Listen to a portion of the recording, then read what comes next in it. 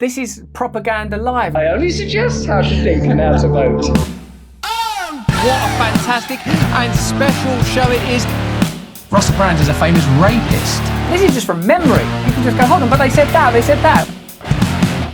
I became a Christian, preempting that charges would appear from deep history. I went to one white party. What? What are you talking about? I'm a migrant right now in the United States.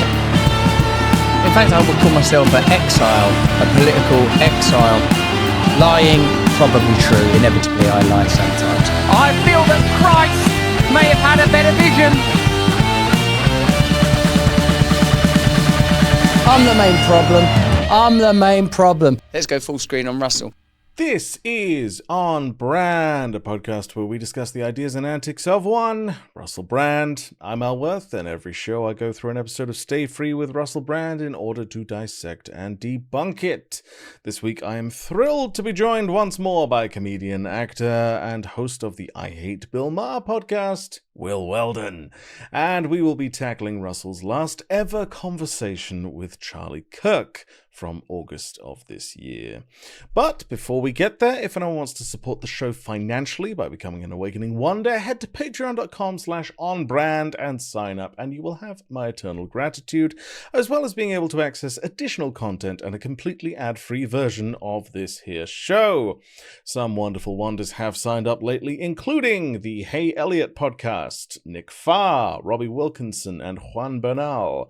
Thank you all so very much for becoming Awakening Wonders. And if I missed anyone's shout-outs, please drop me an email at theonbrandpod@gmail.com and I will get to it. Patreon kind of sucks for keeping on top of that stuff, so let me know.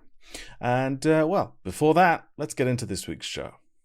Will Weldon, welcome back to the show, and thank you so much for returning. Oh, sure. Yeah, look, thanks for having me. I don't know. It's just because it's a thing I'm stumbling through currently. Just something happened last night where I was just like, what do I actually have to add to these kinds of things? You know, you play a clip of one of the most fucked up guys in the world, and then it cuts back to me, and I'm like, that's a fucked up guy. Well, I don't know. It's just the panic sets in. A panic sets in the night before you're sort of brought on to riff about one of humanity's worst and most insane individuals. And you're like, oh, fuck, what if I don't have anything to add to this conversation? Well, just the horror, expressing your horror is sufficient because like, yes, entertainment and everything like that, but you're also an audience conduit in that you'll be seeing this for the first time, and you can express how you're feeling about it, which is pretty much uniformly going to be terrible. But that's of some value. I'm gonna take a different approach. I'm gonna try to defend him the entire episode. I think that's the approach I'm gonna take. I'm gonna be the pro-brand voice this episode. I tell you what, I will see how long you can keep that up, and I'm willing to bet as soon as you know who it is he's talking to, you're gonna tap out of that one. Okay. But we'll see. Otherwise, how have you been? I'm assuming life is good. Everything's all right. Oh yeah, sure. Everything. Yeah, the world's great. Everybody's great. Fantastic. Feel really good. Oh, and just to check, my pronouns are still they, them, and yours continue to be he, him, if I recall correctly, Will.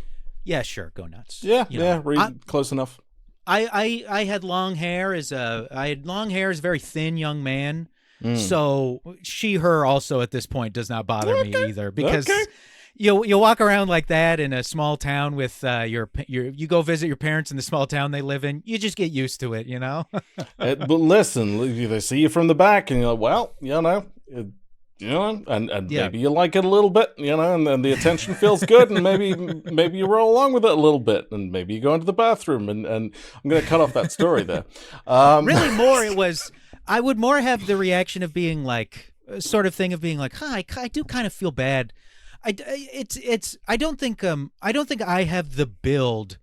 At that time, I don't think I had the build that a lot of women were looking for, It was sort of that hybrid between like I wasn't even broad enough where you could be like, oh well, I'll be fucking muscle woman, but I also wasn't like boyish enough that they could be like, oh, like supermodel boy.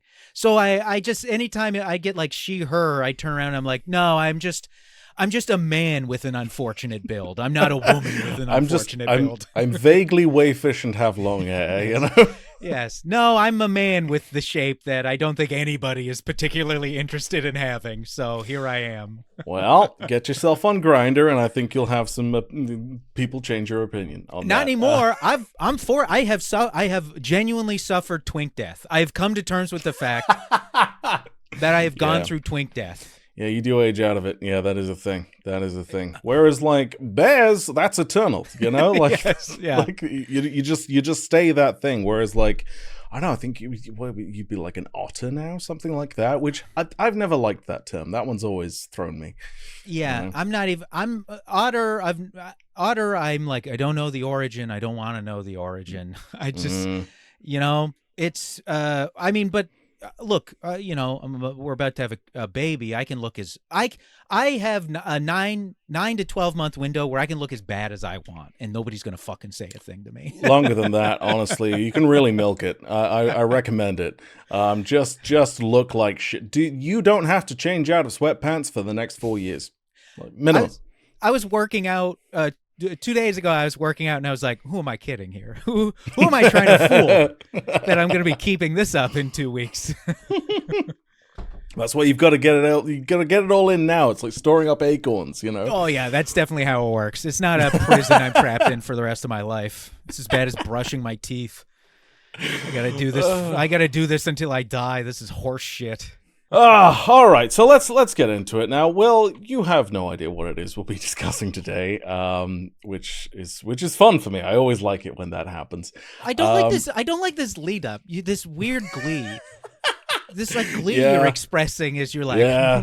oh, Yeah. Well, oh. see, well, see, You won't have because- problems expressing rage when you see what I've like. Are you gonna like finish a puzzle box, and then like I will be sent to hell by a bunch of Cenobites? Like, what is this? What bullets are in the chamber of this gun you have pointed at me? Well, so like because I was away a little while, I have like a whole treasure trove of terrible, terrible content to cover, and I was like, okay, I need to address some of this at some point. And so I was thinking like, well, what would be appropriate, you know, for you coming back on? And I remember the last time we spoke, I'd come onto your show to talk about Billy Joel, and I made a crack about Charlie Kirk being too juicy, and before you'd even had a chance to edit it, Charlie Kirk got himself killed and proved me correct in a multitude of ways. Now, Yeah, I had to edit that part out. yes. Now, a month prior to Charlie getting clipped, he'd sat down in conversation with Russell at Turning Point USA's Student Action Summit before Russell went on to give a speech to what can only be described as 7,000 members of America's version of the Hitler Youth. So today we're going to cross this off my terrible to-do list and take a look at the last conversation Russell ever had with Charlie Kirk, as well as his response to Charlie's death. Your audience is about to witness a man be as delicate as possible about what he is going to say, because I am so not interested in getting the wrath of American immigration services thrown on me. So yeah, well, this will be the most careful episode of On Brand ever. I will not be careful. I am relatively safe. While I disagree with the man, I respect his right to say it. Free speech. That's what he stood for. Do you know what's been fucking baffling, dude? Is like the international response to Charlie Kirk getting killed. Like just last week there was a Rangers game in Glasgow, right? Football game. Yeah. And there was a fucking banner put down saying we'll like never forget Charlie Kirk. And I'm like, what? Fucking what? Firstly, what relevance does that have to football, you lunatics? But secondly, like, why are we doing that here? Like, like there were so many people over here that were like, oh, Charlie Kirk. I'm like, you don't know who he is. He was a fucking Nazi. What are you doing? Just the like immediate scrubbing of his reputation. It was truly remarkable to see.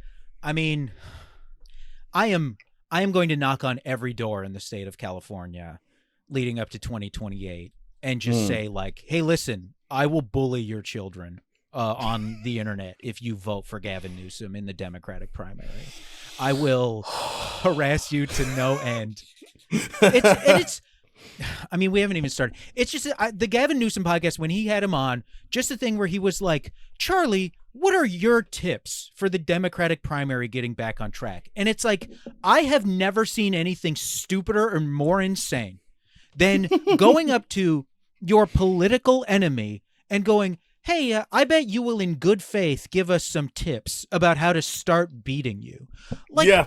What is this idea of politics in this country where one party is like, the amount of shit this country talks about China, the repressive government of China, when the Democratic Party, all they want is a monoparty. All they want in this country is one single political party that encompasses, they're like, oh, we're a big tent. But I don't remember who made the joke. I just saw on like Blue Sky, but it's the thing with Gavin Newsom where he's always like, it's a big tent. It's a big tent. We support a lot of different beliefs. It's a big tent. As long as we all, it's a big tent where everyone in it believes in, and then it just says add single belief here later. It's like, yeah, what is this big tent? So what are the parameters for the tent other than, I guess, hating the left wing of I was going to say, Party. it's just hating leftists and not liking trans people. I think that's pretty much it. And then they're like, yep, big tent. So, the first clip, I should mention for context, so as soon as Russell sat down, he and Charlie were immediately yelled at by a guy dressed in an alligator outfit, calling himself the Guantanamo Gator. This was seemingly a left-wing troll by the name of Road Steamer, who puts on a sort of wrestling outfit and yells strange things at people like Charlie Kirk and Steve Bannon. So I'm kind of fine with it, but it's also not interesting enough to warrant discussing beyond the fact that Russell briefly mentions it in the first clip, where the interview begins. Russell, great to see you. Thanks for being here. It's so lovely to see you. So I have so much to talk about here. Are you carrying around a Bible? That's my Bible in 1 year for my daily readings. And I thought it was very apposite that today we've transitioned out of Acts and into Romans 1, because on our previous conversation, which was in Milwaukee at the RNC, you said to me that Romans is the Christian constitution. This is from my friend J. John. I like it. It's Old and New Testament, but it's very easy to carry around and read. These are just some of my notes in preparation for the interview. Note 1, ensure Guantanamo Gator present in front row. This will distract Charlie. No, there's just like lots of actually notes about Rome itself and Caravaggio and stuff like that. What a riff. I carry 2 Bibles, which I recognize is quite cumbersome, but I've not been Christian very long. So what do you expect? This guy was funny at one point. Like, I know lots of people who were like, yeah, I saw him. It was a pretty good show. He he's kind of stupid, but it's a good energy. And yeah, it's my question would be what year? When it was when a number of decades ago. Probably at least 15 years ago. It would have been right when he got to America, like when he did Forgetting Sarah Marshall. It is crazy to think about a thing with Russell Brand where it's like, oh, I've never been aware of Russell Brand. At any point have I been aware of Russell Brand where he was not already a horrific sex criminal? Like, you don't even have a thing with like Polanski where I have sort of got a thing in my head where I'm like, well, I'll watch early Polanski because for whatever reason, it just doesn't bother me the same way. But like Russell Brand, it's like, well, he's as soon as he got successful, he was a bad guy. Like he was just doing that shit the whole time. Oh yeah. The second he had the opportunity, he leapt right in there. So you're like, well, yep, I give you, none of that is acceptable in any way. And this Christian shit, American conservatives are so pathetic. They're so fucking embarrassing to accept this fraud. This fraud, like, even if I were the most horrific person with the most disgusting beliefs, I would never debase myself by accepting this guy into my orbit. It's like when Trump first got elected and Glenn Beck was like, I'm anti-Trump, and he did the special with Samantha Bee. I remember being like, you people are fucking losers for one, believing this, and two, even if it was true, being fine with it. Like, if a guy like beat up my sister a bunch of times, and then like a year later, he was like, oh, I also hate your neighbor, I would not be like, oh, cool, come on in. We're friends come now. on in, let's have a beer. Yeah. Have some fucking dignity. The amount of shit this guy has talked about this people over his career, and then he gives the most unconvincing conversion. I've never been less convinced by anything in my entire life. Like, this is less convincing than the acting classes I was taking, where almost immediately some of the TAs were like, we've been taking the classes for 8 years and we're still only like a 2 out of 5 at this method. And I was just like, okay, well, I'm not doing another level of this because I see what's going on here. This is the most desperate man at his last shot at not having to go work at like a coffee shop or I don't even know who would have him. Who would have him other than these people? I mean, the worst part is, like, he's got enough money where he doesn't have to work. He doesn't have to. He's a multi-millionaire. He doesn't have to do anything. He is among the 0.01% richest people on the planet. He doesn't have to do shit. Like, he could just leave. He could just stop. But he needs the attention. He needs people to look at him and say that he's great. Yeah, he's got like a compound. He could just go away and just live in peace, dog-toothing his children. Like, though he could just do that, but instead, it's like it also is like this guy is asking for it. If this guy had just gone away, there would have been so much less pressure on the British justice system to bring this guy to justice. Like, there just would have been. But he is like, he's like rubbing people's noses in it. So of course they're going to demand for consequences for this guy. It's so easy to be rich. It's so easy to be rich and go away. And then people are just like, oh yeah, whatever. Like, yeah, but he could. Like, everybody's got to have a fucking comeback. Like, man, I'll say if I was this rich and I got fucking Me Too'd or whatever, I'd be like, on some level, I'm relieved because I can just go away now and live my life in peace. Yeah. 100%. You know, you'd be fucking Louis C.K. in a cabin in the woods. You know, that's you know where you'd go with it. You're like, yeah. So I mean, he technically hasn't fucked off enough, anywhere near enough, but but you know, still. But yeah, no, the only time Russell has ever felt happy, and he said as much in his autobiography, was when he started performing on stage, and that is the only time, that is the only thing that fucking drives him. That and drugs, but you know he's not done that for a while. Yeah. So you know he's just got the performance left, and if he's stripped of that, then he might as well probably die. It's like, brother, like, even then though, it's like, it's like, you know, it's even that is not real though, because it slips away so quick. It's the feeling of like killing goes away so fast.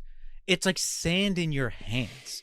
That in this, I mean, it's like he's, you know, still got addict brain. He still is. It's just like, it's just attention now instead of doing drugs. He just loves fucking attention. And it's like, brother, talk to a professional and just learn to love your wife and children.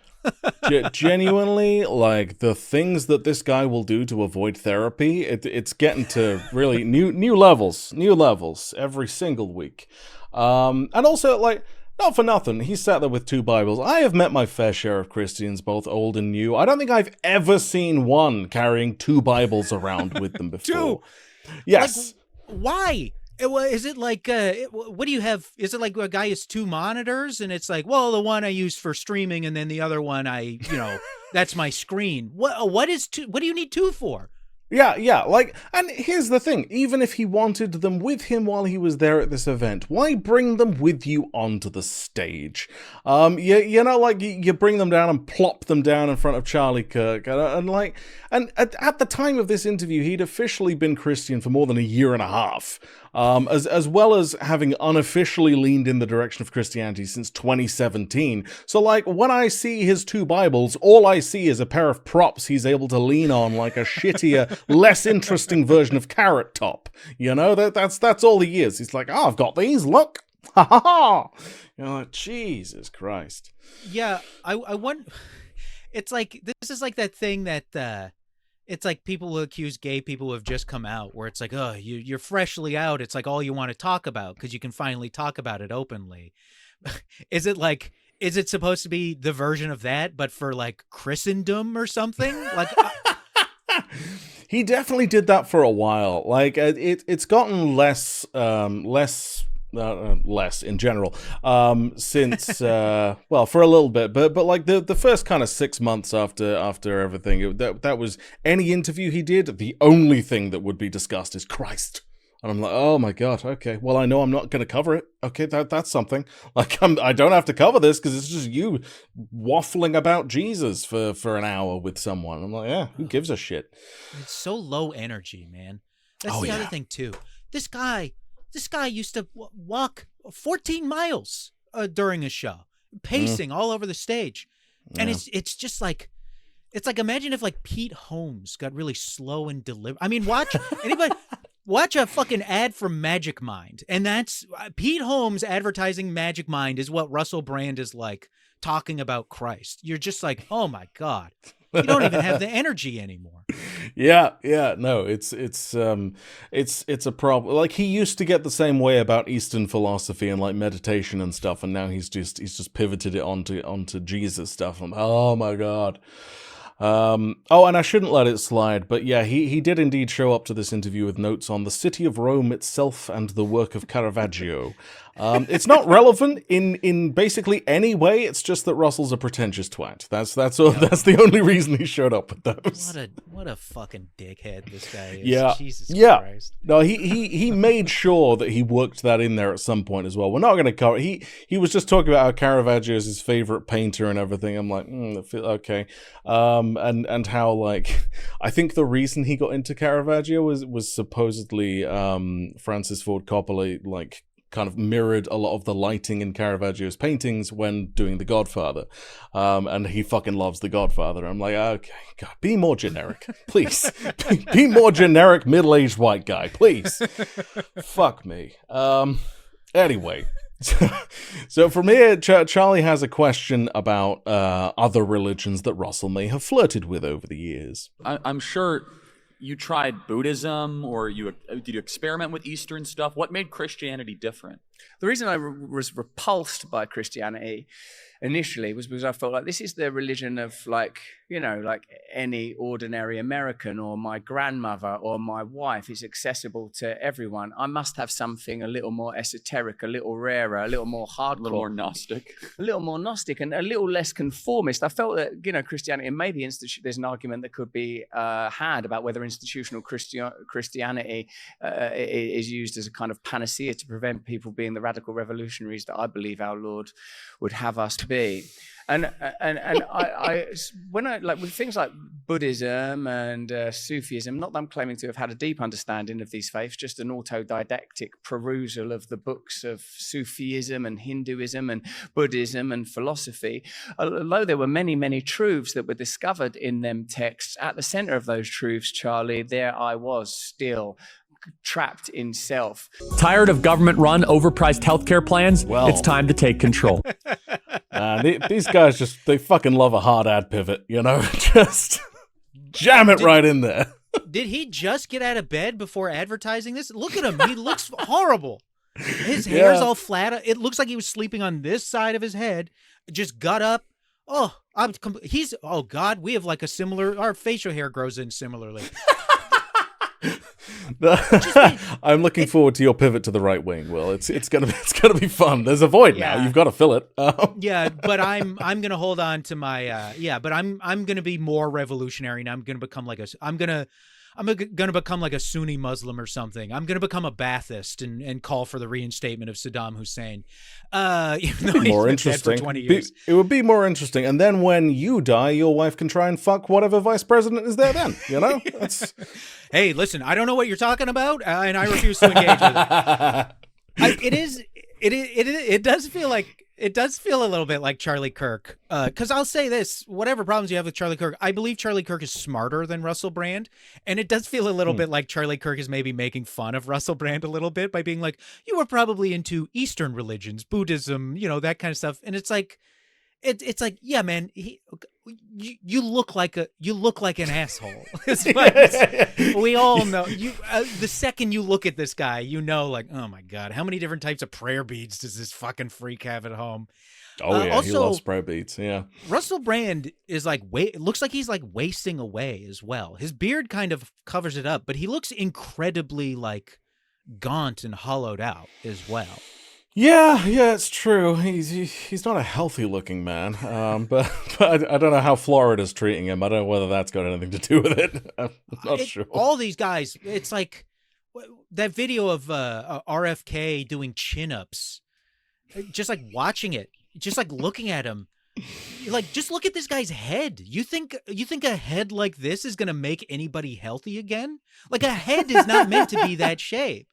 That's the head of like decades of testosterone abuse. Like, I know somebody who's really into like holistic stuff and homeopathic medicine. Yeah, a bit of the crunchy granola type. Yeah. Yeah, I know somebody, and they'll be like, oh, I feel so much better. I started doing this, and I feel so much better. And it's like, I know you're going to call tomorrow talking about how bad you feel.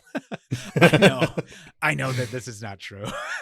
Yep. And then it'll be on to the next thing that costs an extortionate amount of money, and it's a never-ending cycle. I'm sure Russell Brand, he's selling nootropics, right? We'll get to that. Okay, great. Sorry. Okay, go.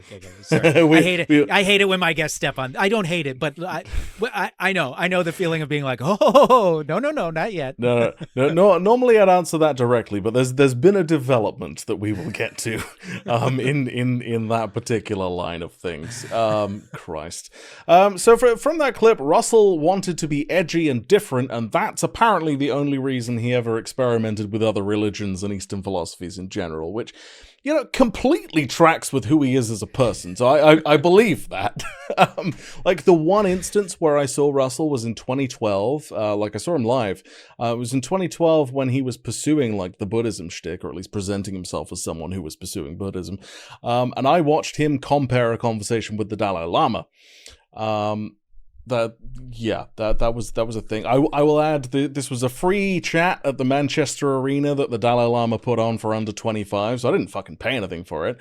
So I was like, well, fuck it, why not? And I had no idea that Russell would be there because his name wasn't on the ticket or anything. He was clearly like a somewhat last minute booking, and so it was quite the surprise. It's like when Dane Cook drops in at the Improv. Yeah, I get it. Yeah, kind of, but weirder because you've got the Sun's Shagger of the Year at the time married to Katy Perry coming out to host the event, with one of the world's most famous spiritual leaders. I was just like, what the fuck is going on here? Why are you here? Of all people. It was bizarre. I'll say if I was China, I would also ban Russell Brand from entering my country as well. But just because he's fucking annoying. Yeah, I was gonna say, like the Dalai Lama, I mean, he's relatively harmless. Like you can let him in. He's just a fucking old. He's 90. What's he gonna do? Let him in. He's fine. Whereas Russell, yeah, keep that man away. Keep that man away from everything, everyone, and everything. He can stay in Florida with Ron DeSantis.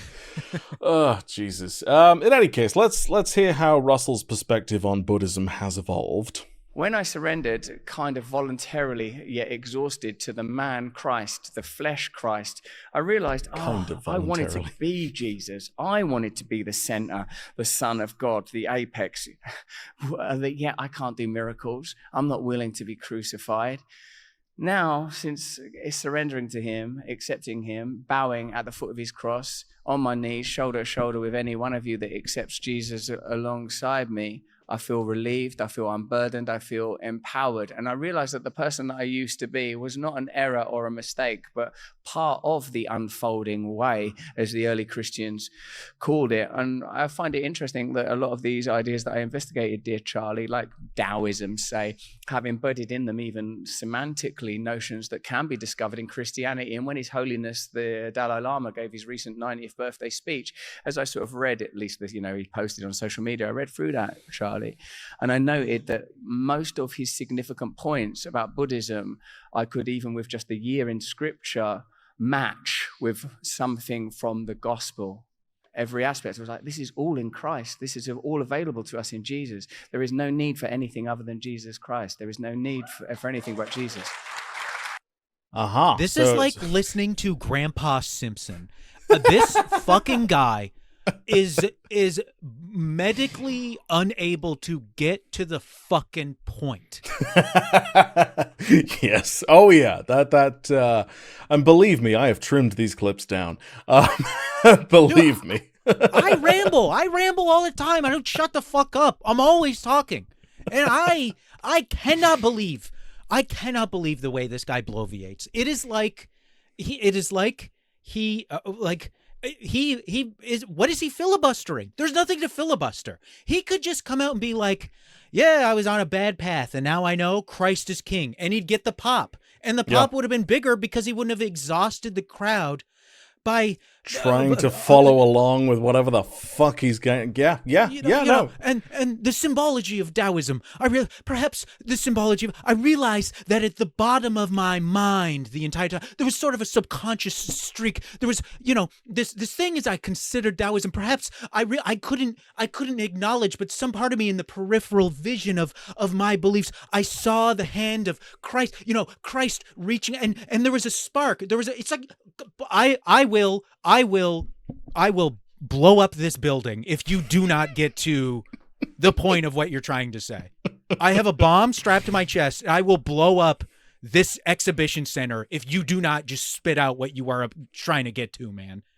Yes, yeah. No, I feel like there should be a new rule kind of instituted around Russell in interviews where people should only be allowed to ask him closed questions, so yes or no, just like it's one or the other.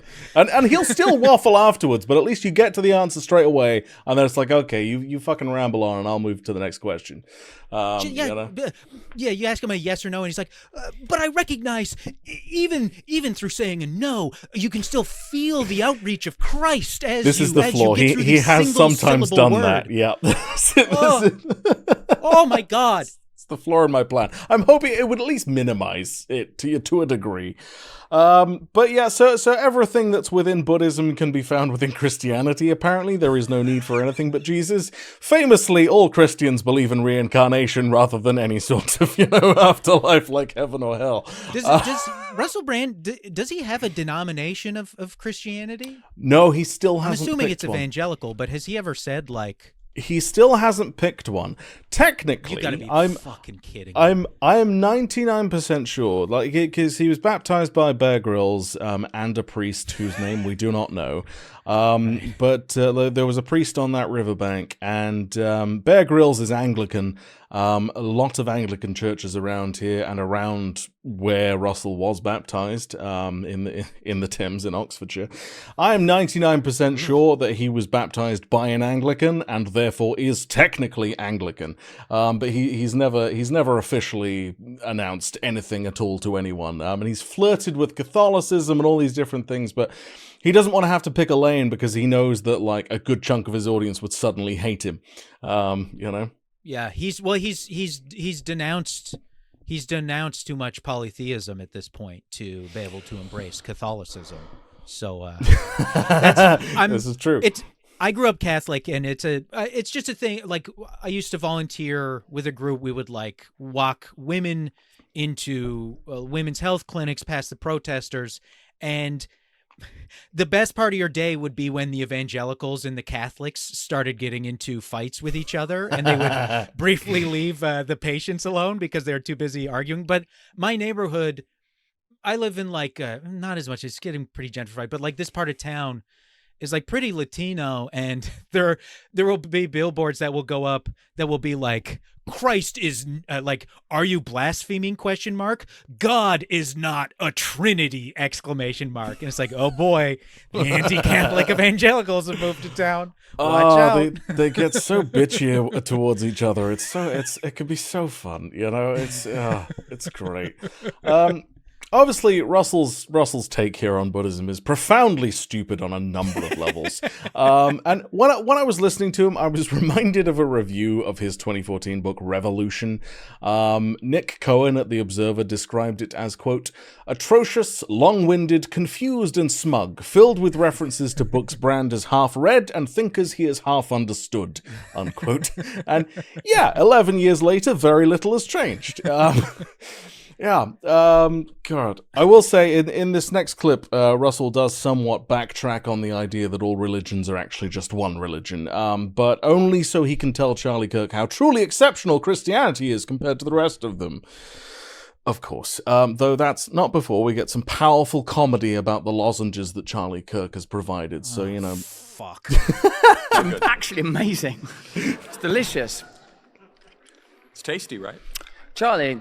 No wonder you can speak for 14 hours. No wonder you can get Gavin Newsom to admit that there are different genders. Fuck Gavin You're Newsom. powered by lozenges. That's right. It doesn't make any sense. He's the only one ever to mention the lozenges. No one else has ever I would expect nothing less.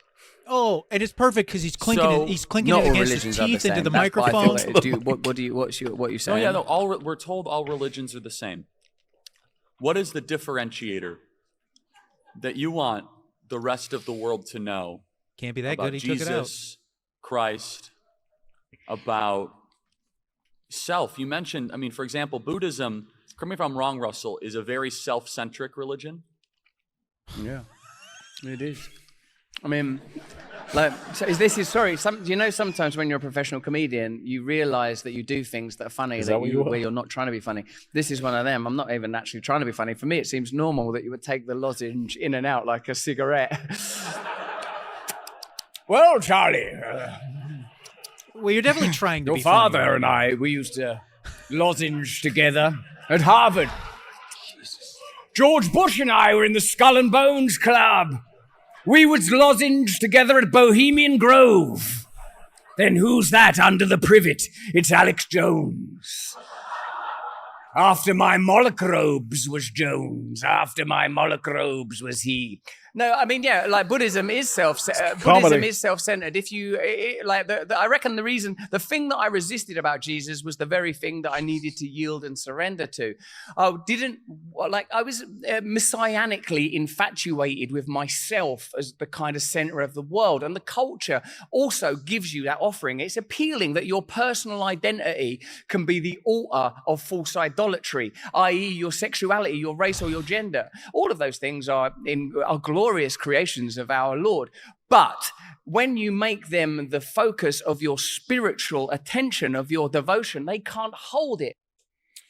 So this is one of Russell's big talking points over the last 6 months, how supposedly anyone who isn't Christian, and particularly those who are secular, in fact worship at the altar of identity in terms of sexuality and race and gender, as though being a straight, white, cisgendered Christian man isn't an identity in of itself. Like, Russell and his compatriots just fucking love to take a heaping shit on anyone different to them discussing race or gender or sexuality, without acknowledging the fact that their identity as straight, white, cisgendered men is something they are weirdly fucking intense about.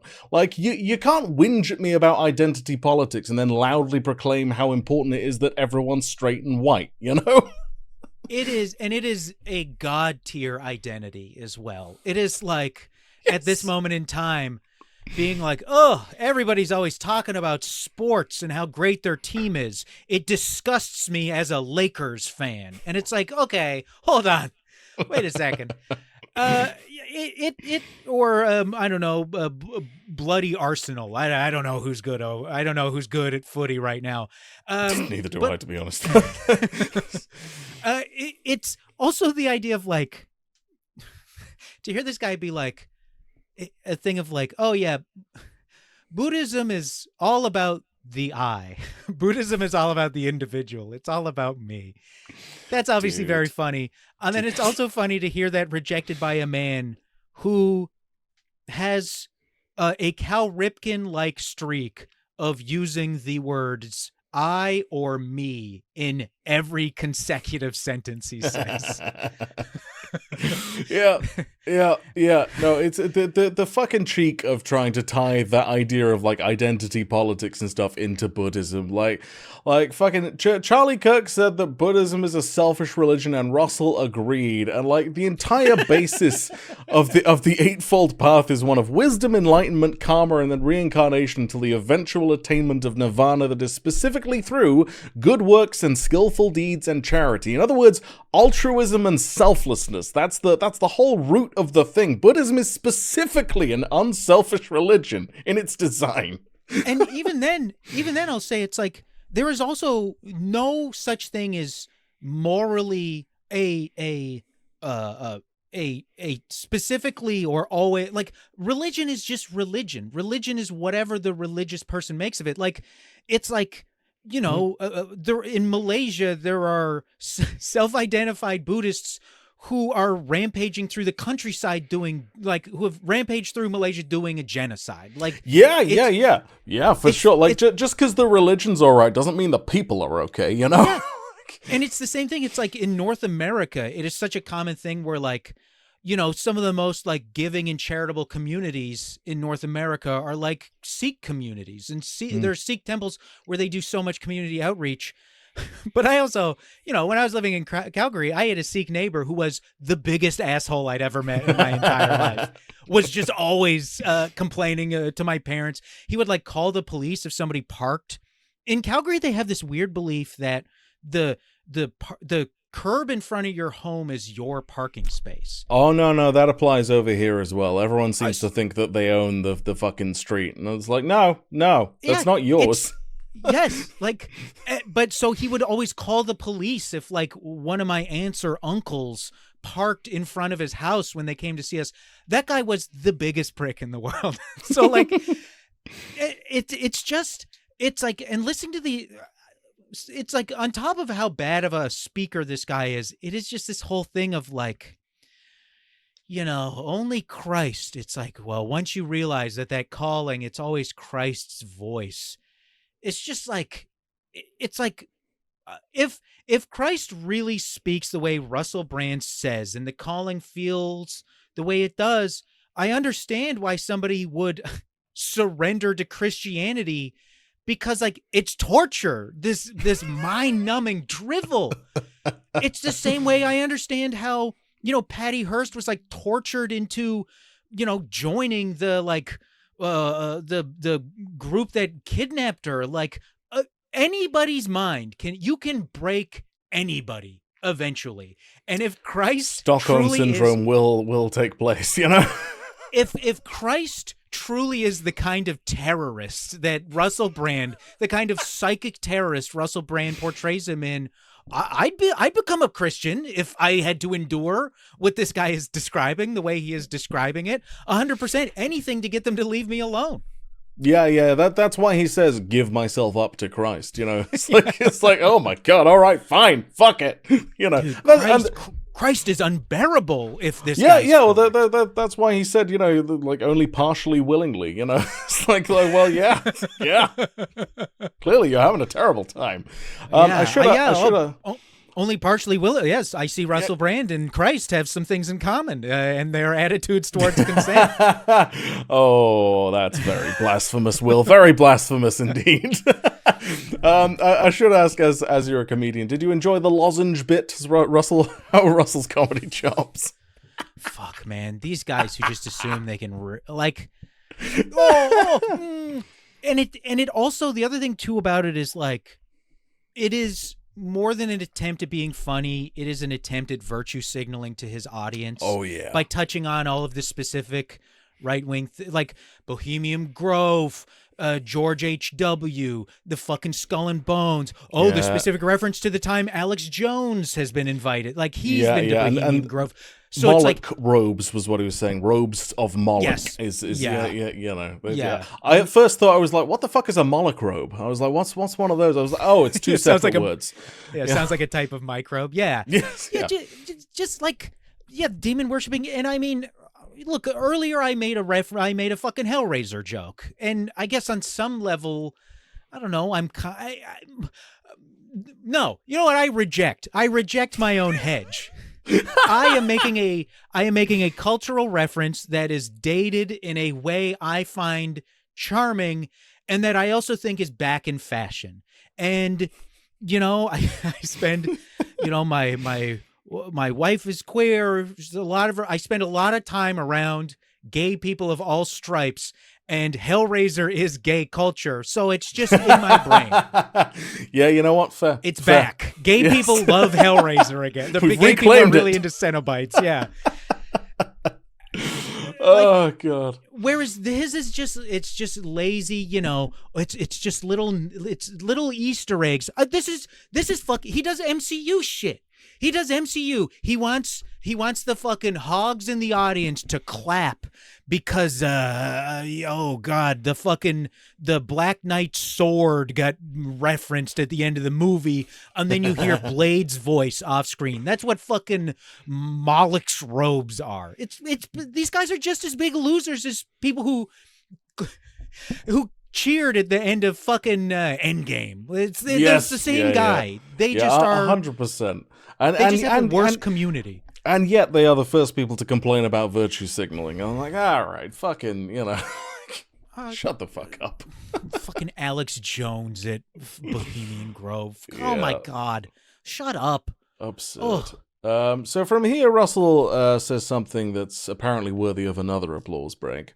But it seems to me that the way of the cross, the way of the Son, the Father, and the Holy Spirit is a way of bypassing and navigating your way through the terrible trenches of bewilderment strewn by a culture that wants you ignorant, bewildered, and delirious. You need only glance at the Parisian Olympics to be aware that what they want to do is surpass and supplant the values of Christ with the values of a culture that want you Really sick, current ill, reference. and weak. There is an attack on all categories that empower people, whether that's the category of woman or the category of man. These are empowering and holy roles that we might play. I note since living in Florida that there's an attack on excellence, on expertise, on competence and capability. They don't want men and women that are awakened and armed and capable of taking care of themselves. They want us all like hopeless blobs and parasites hooked onto their system of ignorance that tells you there is no God and then tells you that it is the very God that it denies the existence of. Omniscient, omnipresent, omnipotent, wanting complete control through surveillance and data capture and observation,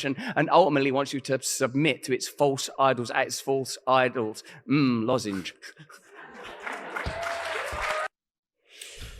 Okay.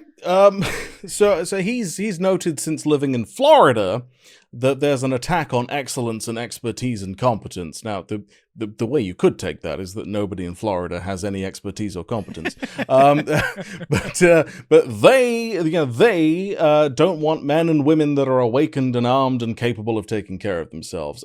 This is just repackaged anti-DEI shit, coupled with some pro-Second Amendment sentiments and a bit of anti-welfare stuff thrown in for good measure. Like, he dances around it with pretty words, but he's basically saying that, hey, I don't like trans people, everyone should have guns, white people are pretty great, and we should get rid of the social safety net because I'm among the richest people on the planet, so why would we need that anyway? You know?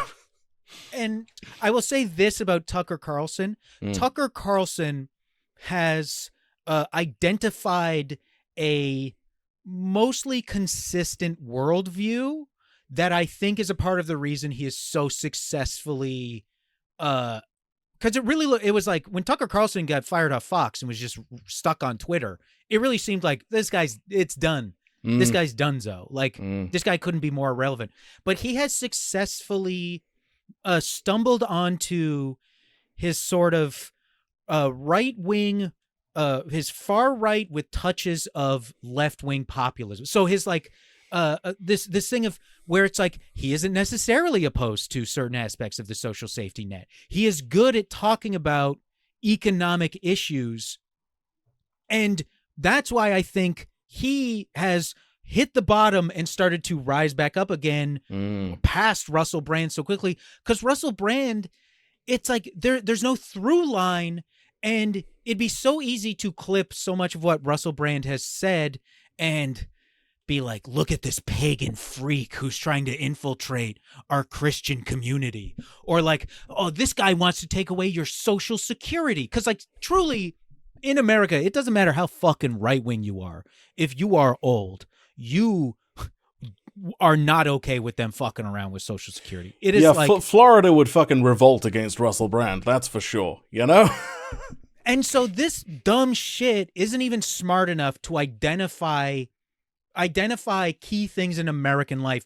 He's still stuck in an old mindset and so obsessed with talking so much that at the end of the day, you can clip him saying almost anything.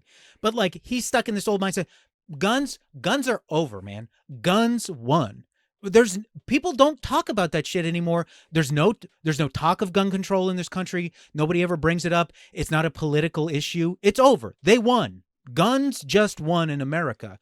And the fact that he is still stuck on the shows to me that like he can't even be bothered to do the cultural reading to know what is going on in America at this moment. Oh no, he's incredibly lazy. The reason he brings up guns these days is because he went to look at his face. Look how he's sitting. He's so fucking proud of himself. He went to a shooting range with a Navy SEAL and had a good time, and since then he's been talking about guns. He's just like Bill Maher. Bill Maher fucking essentially did the exact same fucking thing. He was like, somebody broke into his house and he became obsessed.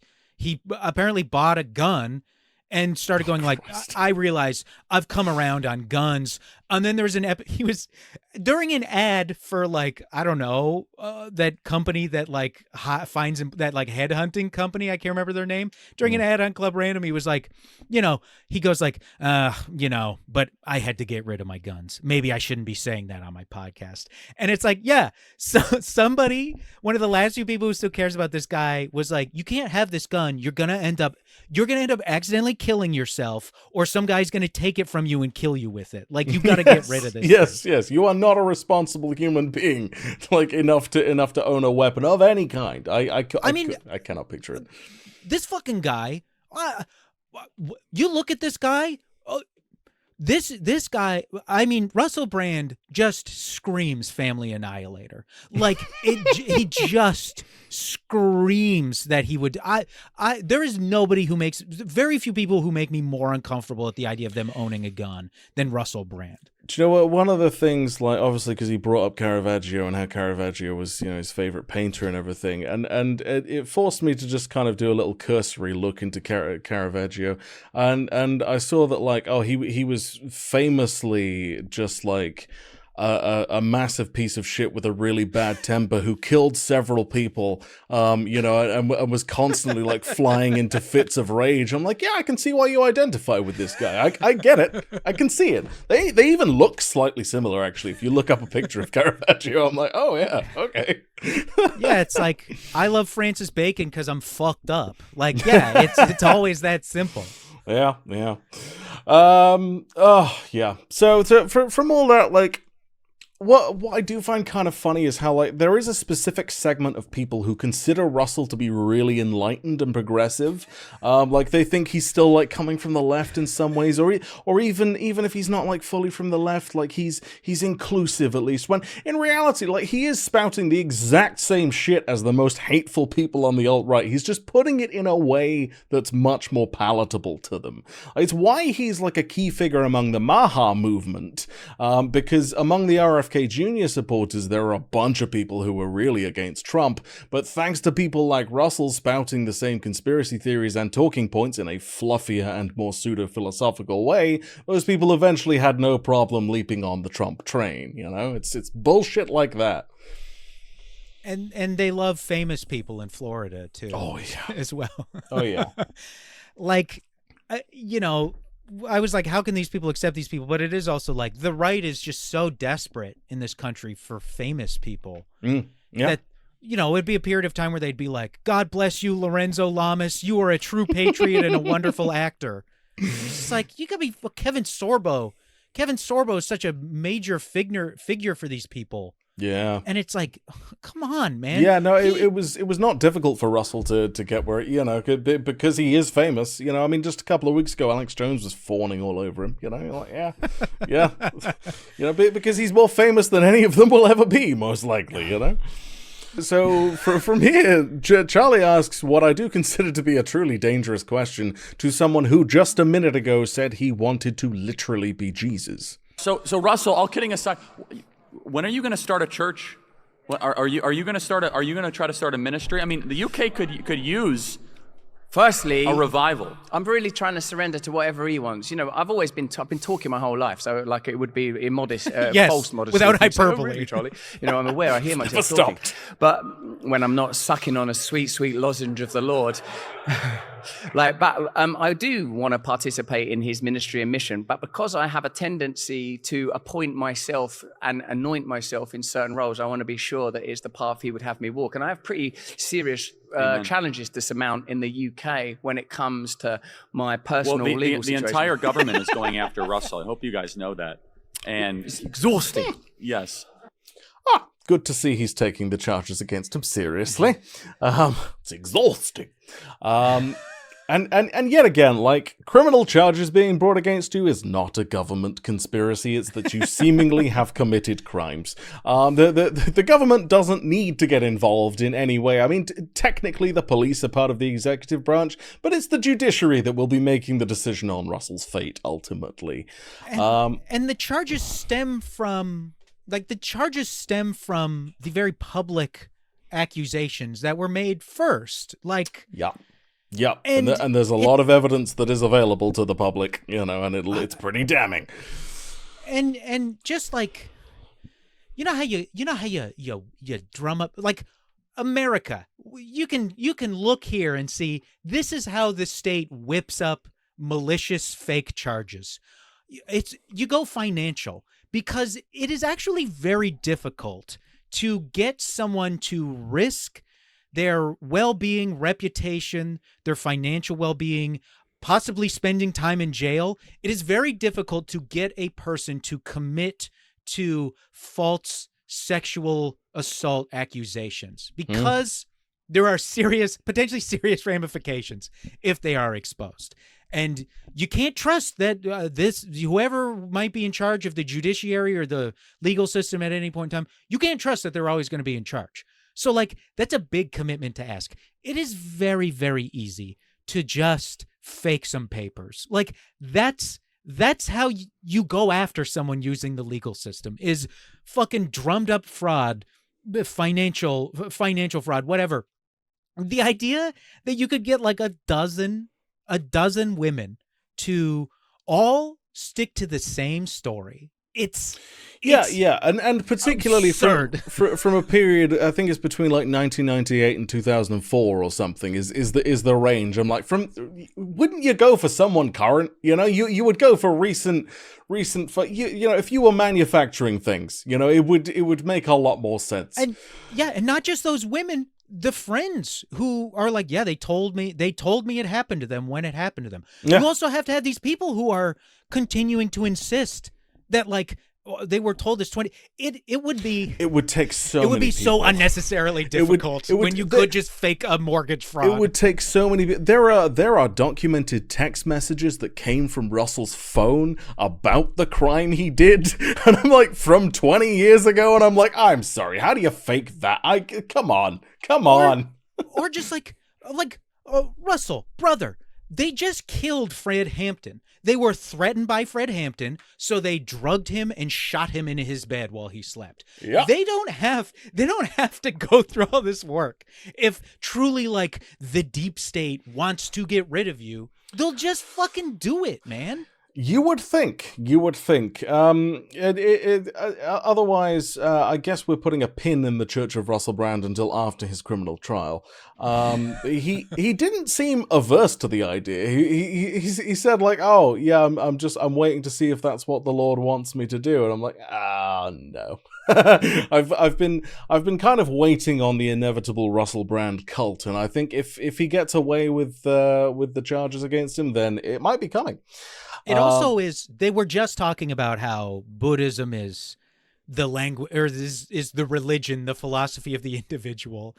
And this whole time, all he is talking about is God talking specifically to him. It's never like, through God, I have realized I should want to better my community. How can I serve my fellow Christians? How can I give away my millions of dollars? You know, It's just like, listen, nobody's more important to God than me, okay? So I got to keep my schedule clear in case he wants me to do something, because I know I'm going to be the first guy he looks to if he needs something done. I will be called. I'm first on that call sheet. God damn. He may not be starting a church just yet, but what I will say Russell has done within the last few weeks is he has started his own very own line of supplements under the brand name Reborn Wellness. So far, you can get beef tallow, creatine powder, colostrum powder, and methylene blue, all marked up and with Russell's logo on them. He has previously been hawking other brands of this stuff for a while, but clearly someone, probably Alex Jones, clued him in on just how much money can be made in the right-wing supplement game. So if you want to drink some dye or have some powdered beef products, then go to Russell's website, I guess, or maybe just don't. What did surprise me is that unlike 99% of the things that Russell has sold on his show, the Reborn Wellness stuff is actually available in the UK, so I could get some if I hated myself enough, you know? Creatine powder, when this guy's selling it more like creatine powder. Excuse me, more like cretin powder. Excuse me, more like cretin powder. This supplement shit, this is all the fault of former Senator Orrin Hatch from Utah, who was the chief figure in deregulating the supplement industry in America. And in exchange, they like all moved to Utah.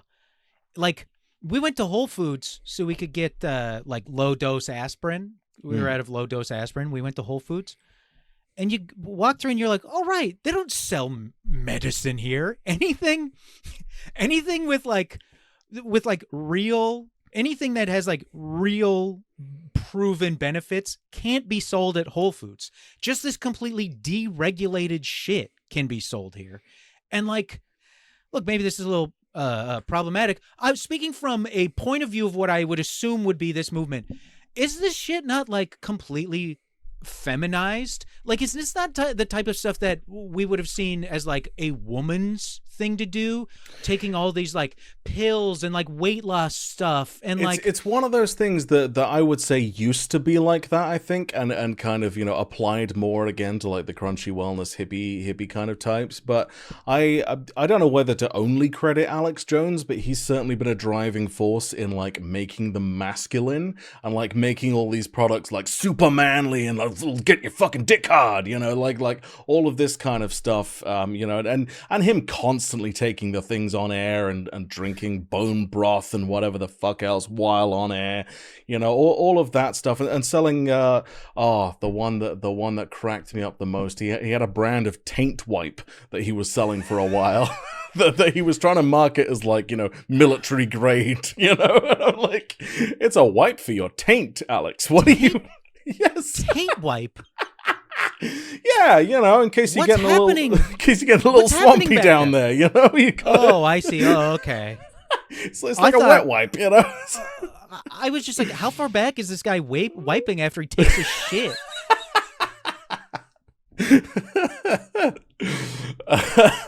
God. So, yeah, anyway, naturally, off the back of this whole conversation about government coming after him and everything, like, Russell has to take it the next step further and regurgitate a few more conspiracy theories about the charges against him. But, so you're under attack from the UK government on, I think, completely fake stuff. And that's what, by the way, that's what they do. They're going after Russell because he was so effective and vocal during COVID. And he was against the entire COVID narrative, right? You were against lockdowns and you were against all that stuff. And your lawfare started simultaneously with all of that. Is that correct? Right. It was a little later, but I knew that it's been revealed that I was under observation from groups like Logically AI and CRISP, who are sort of online organizations that often work with either government agencies or government carve-outs. You're aware of things like the Atlantic Group and various organizations that were funded by USAID or other CIA carve-out organizations. Okay, so the organizations that he's talking about are specifically organizations that track misinformation across the world, and Russell popped up on their radar a couple of times because, well, he's completely full of shit and regularly spouts conspiracy theories. In these instances, it was his anti-vax and pro-Russian stances, in terms of Ukraine, that were making him of note. And so through this line of thinking, Russell has managed to spin the entire thing into the CIA and MI5 have come to get me, when actually all that ever happened was he'd been covered in a couple of articles because he was being a lying shithead, and the charges against him for rape and sexual assault are an entirely separate matter. And as you pointed out, I know the CIA is full of bumbling idiots and the MI5 have their own issues, but I feel like if those two organizations teamed up to come and get you, it would not be a protracted legal case with a 4% chance of success. It would be the headline, Russell Brand found dead after falling from balcony, possible drug use involved, Yeah, I think it was in Venezuela. A CIA agent in Venezuela killed some fishermen because they spotted him and he was on a covert op or something. That sounds right. Yep. Yeah, it's just the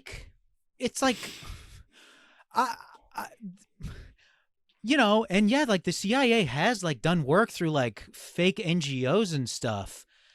But it's again, to me, the big thing is just nobody cares, man. Nobody cares enough to go after you for this. Yeah. It isn't just... It's you're not even a big enough figure in your own movement to be this important. That's what galls me. Yeah. That's what fucking galls... It's like I'm at a show here and some comic is I just have a lot of heat on me right now. And it's you just did 3 minutes. No, you fucking don't.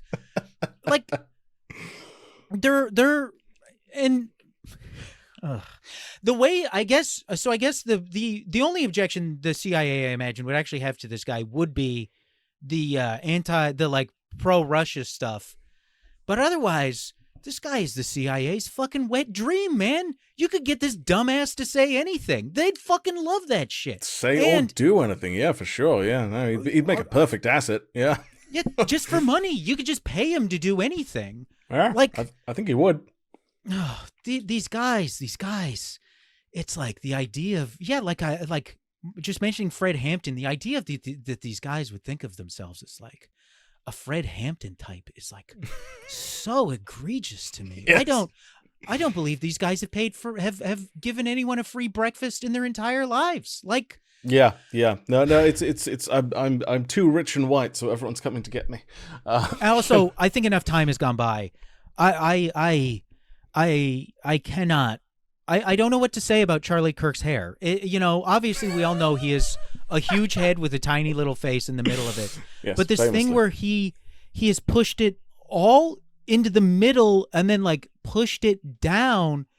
It's like having a faux hawk and then you put a bike helmet perfectly on top of it. Yeah, it feels like he's halfway going towards a pompadour kind of look, from Grease, like a fucking greaser, except he doesn't do the final steps and just sits there and flops on his head. It's such a bizarre choice for I think it's to try and make his face look less round and taller, but it just looks very strange. The aesthetics on display here are absolutely psychotic from both of these guys. Yeah, both unique individuals, unique snowflakes is what we're going to go for. Charlie Kirk isn't as bad as a Jordan Peterson, obviously, who nobody is as bad as Jordan Peterson. But it's bizarro world. It's a bizarro world idea of being aesthetically pleasing is what goes on with these guys. It's you took an aesthetically pleasing look and then you threw it down the stairs head first. and these guys are what emerges from it. And then that. Stuffed it into an ill-fitting suit, and then there we go. There was a guy in the 90s, I can't remember his name. He's still around, but he had an infomercial where you could call and buy a book from him that was just listing of grants. you could apply to the government to get, and he wore a suit covered in dollar signs. And he'd be like, call this number so you can get my guide to getting money for free from the government. And that's what these guys dress like now. Yeah, I feel Russell's kind of always, he went through his goth phase when he first kind of started, looking like a bit of a goth dandy kind of thing, and then he just morphed into looking like a vaguely crunchy hippie who smells of wet dog, and he's just kind of stuck with that ever since. That's it. It's worse now. Before, it was like, Noel Fielding, you're like, well, these guys look so crazy. It's a thing. And it's like, well, whatever. That's their look. That's their thing. Yeah, you're right. That's perfect. That is perfect. Now he literally just looks like he smells like wet dog. Like, he looks like he keeps his dogs outside, except when it rains, he lets them come in the house. I guess that wouldn't work. I guess that wouldn't work in the UK. But like, yeah, he looks like he smells. He looks like he smells like piss is what he looks like. And I think it's like a Greg Giraldo described someone once. Like, yeah, you're 100% correct. He went from having an aesthetic, even if I thought it was stupid, it still was a whole look, to now it's just like, yeah, you look like a guy who intentionally smells like a body.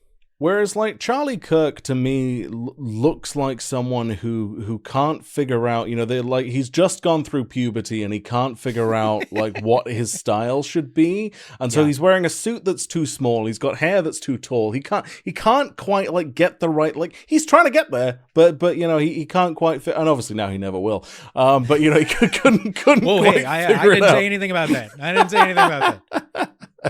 Yeah, look, it's somebody struggles with the issue of small face, and it's like just small face, big normal head. Yeah, small face, big head. It's and like, he's also like fucking 7 feet tall. He's a tall dude. Yeah. Look, Mickey Dolenz made it work. There's a way to make it work. I think you just find a thing and stick with it. But the suit thing, the wearing suits that are too small, the thing that bled down from like Andrew Tate and all those guys, that is like. Look, it's one thing when you're doing masculinity so performative, you just look like a gay guy at a pool party. It's one thing if that's what you're pulling off. It's a whole other thing when you're built like Charlie Kirk, and it's like, brother, your suit's just too small for you. Yes, it just doesn't fit. You are too gangly for this suit. You need a tailor, is what you need, sir. That's what you need. Yeah, like buddy. You're not a kickboxer. This is it. You're not even pulling off a bad look. You just look like somebody's like, oh, I think this kid just hit a growth spurt and like hasn't bought a new suit yet or something. See, I hate to shit on people's appearance, but sometimes it is fun. That is the problem. Clothes are a whole other thing. If you're rich and your clothes look like shit, what's your fucking excuse? Yeah, here's the thing. If you've got as much money as these two guys, like, come on, you can afford to look decent. Same with Bill Maher. He always looks like shit. He dresses like a fucking teenager. Is his fucking problem. He's always wearing like Supreme and shit. Yes, like he's like Dracula, fucking dressed in Supreme. Yes, what are you doing? Yeah, my old landlord. Yeah, there are times I'm like, he looks like a bored ape yacht club PNG. He just looks like one of the a fucking crypto thing. My old landlord used to always come to our apartment when I was living with two guys before I moved in with my wife. He would come to our apartment and he'd be wearing shirts he clearly got for free on like a TV production. Like they were like crew shirts. Yeah. If you're on crew, you just get free shirts from the show. My fucking roommate, Diego, it would make him so fucking angry. He'd be like, this guy owns like 5 buildings. He can't even show up in a shirt he had to pay money for when he's going to try to talk us into an illegal rent increase. Like, you got to be fucking kidding me with this shit. Yeah, it's galling. Yes. If you have money and you dress like shit, you're a disgrace. Yeah, you make yeah, me sick yeah, to my yeah, stomach. yeah. We're allowed to come for you at that point. I think that's fair. So from here, Russell segues into some of his anti-COVID stuff, before slipping into one of his favorite bits from his new stand-up set. So I will let you judge the comedy towards the end. Also, I hope that I was observing the unspoken narrative of COVID is this. Check it out. Life is so sacred, and each of us so precious, the most vulnerable, no matter who you are or where you're from. Life is a sacred gift from God. Therefore, if there's a virus that's a threat to anybody, we must all be locked in our homes. We must all wear masks. We must all obey these edicts. And if necessary, you must take these vaccines. And if you don't, you are lacking in compassion. You don't care about others. The entire premise is erroneous, because where else do we see our culture behaving as if life is sacred, as if we must sacrifice ourselves for one another? Indeed, don't they mock those very values? Don't they mock our Savior? Don't they mock our church? Don't they laugh at the idea that there's something more valuable than the fulfillment of self and the adornment of self? Anyway, so during COVID, I talked about it a lot. I was pretty loquacious and pretty non-stop about it. The videos were doing well. I was enjoying it. And I'm a kind of a naturally anti-establishment person, I suppose. I didn't take the vaccine because I don't like being told what to do. I didn't take it because they were telling me. In fact, if they'd wanted me to take that vaccine, all they would have had to have done is leave a couple of syringes in my bedroom and tell me under no circumstances, do not touch that no matter what. Doesn't matter who coughs or however quietly in whichever grocery store, don't take those. Oh, what, you've already taken them. Sir, I have taken 20 or 30 vaccines. I don't like being told what to do. Yeah, just kind of toss that off at the end there. Yeah, he doesn't like being told what to do, and yet openly supports the most authoritarian US government of the last half century. Sure thing. Thoughts on the comedy bit? Didn't he work for MTV in England or something? Yeah, no. He worked for MTV for a bit. Yeah, before. Yeah, that was when he got fired for dressing as Osama bin Laden. Yeah, I'm so anti-establishment. I work for fucking network television. I work for the BBC. I work for the biggest corporations I can find. and no one's more anti-establishment than me, the star of the Arthur remake. Come on, man. Yeah, I worked for Viacom a bunch of times. It just is. I don't know. It just is. I guess it just is. I guess it just is, and we're all stuck in it. We're all trapped in it, because it just is. This is the easiest interview of Charlie Kirk's life. I mean, this guy doesn't have to do. The least amount of work this guy's ever done in his life. You just occasionally have to like nudge him, you know, like and there you go. You don't even have to ask questions. You could just say a word, and Russell will be off. You know, like he'll be off to the fucking races. Yeah. So I had kind of thought that Russell had mostly retired from comedy pretty much, because like his last proper special was 2023, though it was based on his set from 2022, which was all COVID stuff and done very badly. And then he was doing like a few like tiny comedy gigs for free of less than 50 people at his old pub in Piss Hill before he fled to Florida. And I sort of thought, you know, he'd be done because, like, well, while he was in the UK, he was once able to perform to arenas of 20,000 people. You know, he never quite hit that same level of popularity in the US by any metric. And he certainly couldn't do that in the UK now either. But nonetheless, he has been doing comedy gigs again. He had one a few weeks ago in Texas, of all places, while he was there visiting Alex Jones and Del Bigtree. And from the bits of the set I could find online, it was about as terrible as you'd expect. With do you know what venue? I can look it up. I can't tell you specifically. It wasn't the fucking Comedy Mothership, was it? Was it in Austin? It might have been. It might have been. That's Joe Rogan's club. That like all of the most. That's all true. Of the That's most, true. I hadn't thought all of of the worst. All of the worst guys from the Comedy Store moved out there with like the Kill Tony guys. Yeah, that's right. And they're having a terrible time apparently. Yeah, I saw that. Yeah. I will check back. I will check back on that. But like, so the comedy itself, it was terrible. It was much more like making political points and like clapter than many actual jokes or comedy. Sort of like, if you can imagine a really boring anti-vax version of George Carlin, who can't quite land the plane at any point, that's basically what it was. And in fact, the thing I found funniest about it was that he did this gig in Texas, but if you went to buy a ticket, the website gave a warning that if you attend this event, the bar will be closed at the request of the performer, meaning the bar would not open even to serve water or soft drinks. What? Yes, in Texas. Why? I think I would assume it's because, you know, Russell's an addict and everything and didn't want alcohol served, which I'm like, okay, fine. You know, personally, I'm like, well, you know, the people are much easier to make laugh when they're drunk.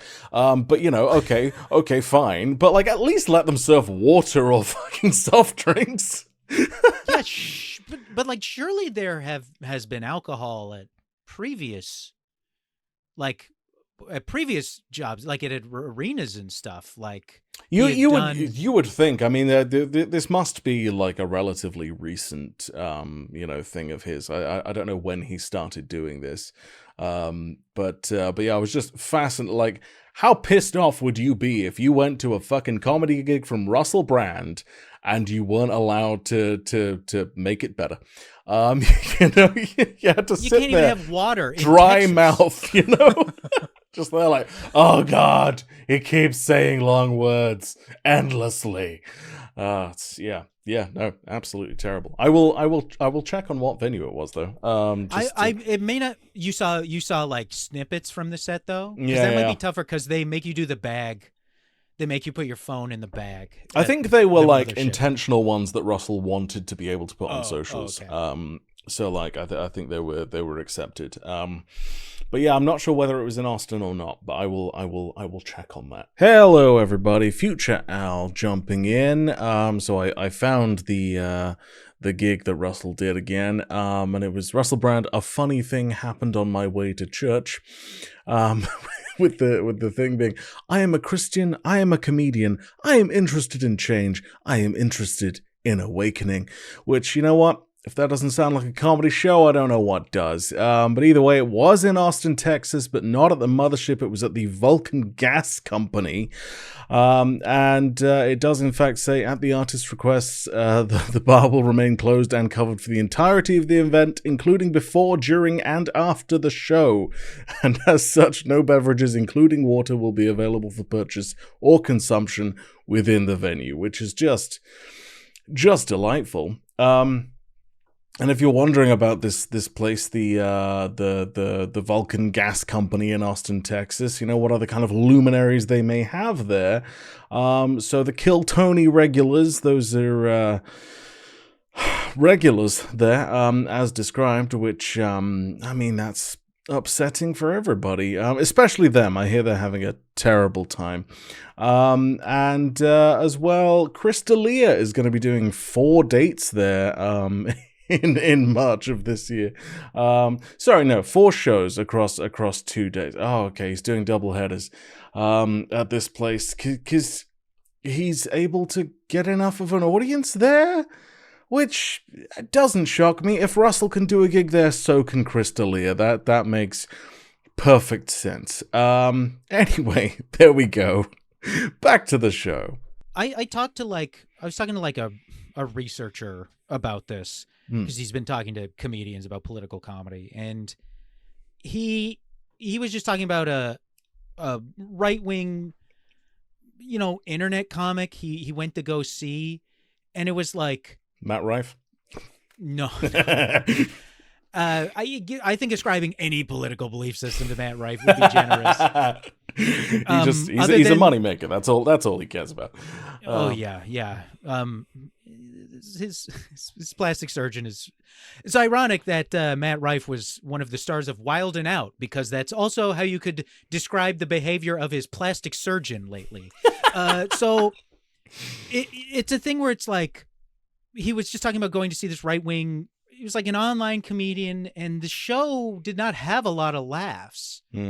But at the end of the show, like, the show was bad, but at the end of the show, he did a Q&A, and the crowd was just like, thank you so much for doing this. So it is like, the thing though is like Russell Brand will probably be drawing like good sized crowds that won't care that he sucks, because for all intents and purposes, it is, a church or a community. It's like, it's just about having this community for these people now. It seems like. I'm going to go see this famous person say things I agree with, Yeah. This guy who I agree with and my family fucking hates me, but Russell Brand cares about, which is, oh my God, I'm saying that out loud just now. Ooh, it was a dark utterance on my part. So next up, Charlie has some thoughts on freedom and Europe. I do believe that submission to a higher good. I believe now humility before honor. Before, the idea of surrender, and still the idea of surrendering or accepting any human authority as supreme, I find it kind of repulsive. And I believe that there are significant institutional, if not constitutional, changes coming to your country, because I believe that there is an appetite for more freedom that is growing. But freedom cannot exist without virtue. And so freedom will come after, and it's happening right now. People go to church and give their life to God. You cannot have a free society if you do not have a society that values God. That's why continental Europe is so unfree. It's secular. It's interesting. Yes, the famously unfree continent of Europe, where, might I add, the Catholic Church resides. Yes, that's what's happening there. Like, so even with his own parameters of freedom requiring Christianity, it's like, dude, you're talking about one of the main seats of Christianity for centuries. What are you doing? Like, I'm baffled that Charlie Kirk's head didn't explode before someone did it for him, because how can you possibly square the ideas of personal freedom with the notion that everyone must be Christian in order to be free? Like, the cognitive dissonance must have been a constant migraine for this guy. Now my stream did drop out for a second while you were saying something about Charlie Kirk, but we don't have to go back. We don't have to go over. Should I repeat it? I lost my connection. It's totally fine though. We don't need to worry I can write it in the chat for you, and you can. No. Oh, okay. No. I don't know. The episode's running long. I don't want to take up any more time of anybody. Yeah, it's like England, a Christian nation. It's like, all the fucking Scandinavians, they love to refer to themselves as like cultural Christians. Like it's yeah. Charlie Kirk, it's funny watching two guys who don't believe it, projecting that in different ways. Mm-hmm. Like, you can see the cynical with Charlie Kirk. You can see it's just cynical. It's cynical business. Yeah. And I don't even necessarily believe that he is not a Christian. But like all this shit is just like, I don't believe he believes the specifics of what he talks about. No, Russell Brand, I don't believe has any connection in any way to Christianity whatsoever. I just don't accept it at all.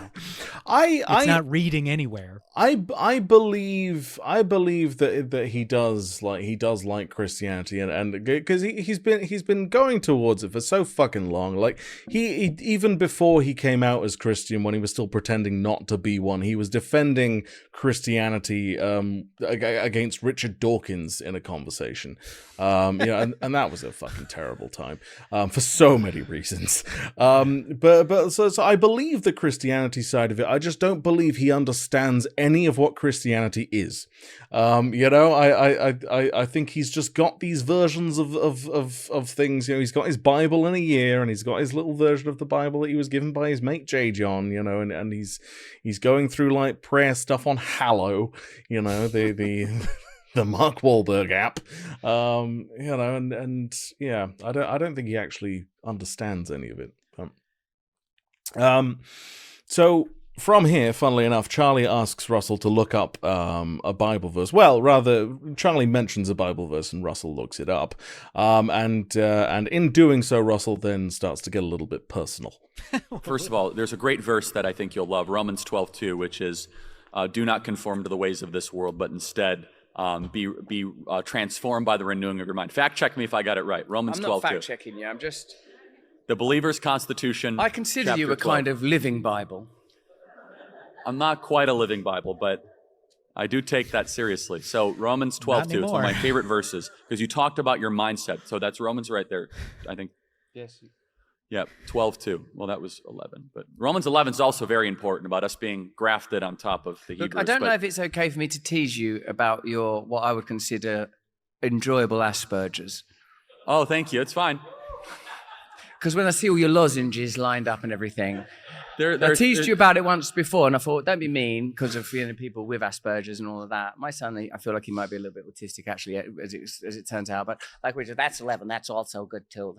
12-2. We got to get to that. It's very. You're like sort of. I would say you're like right-wing Rain Man. Okay, I'll take it.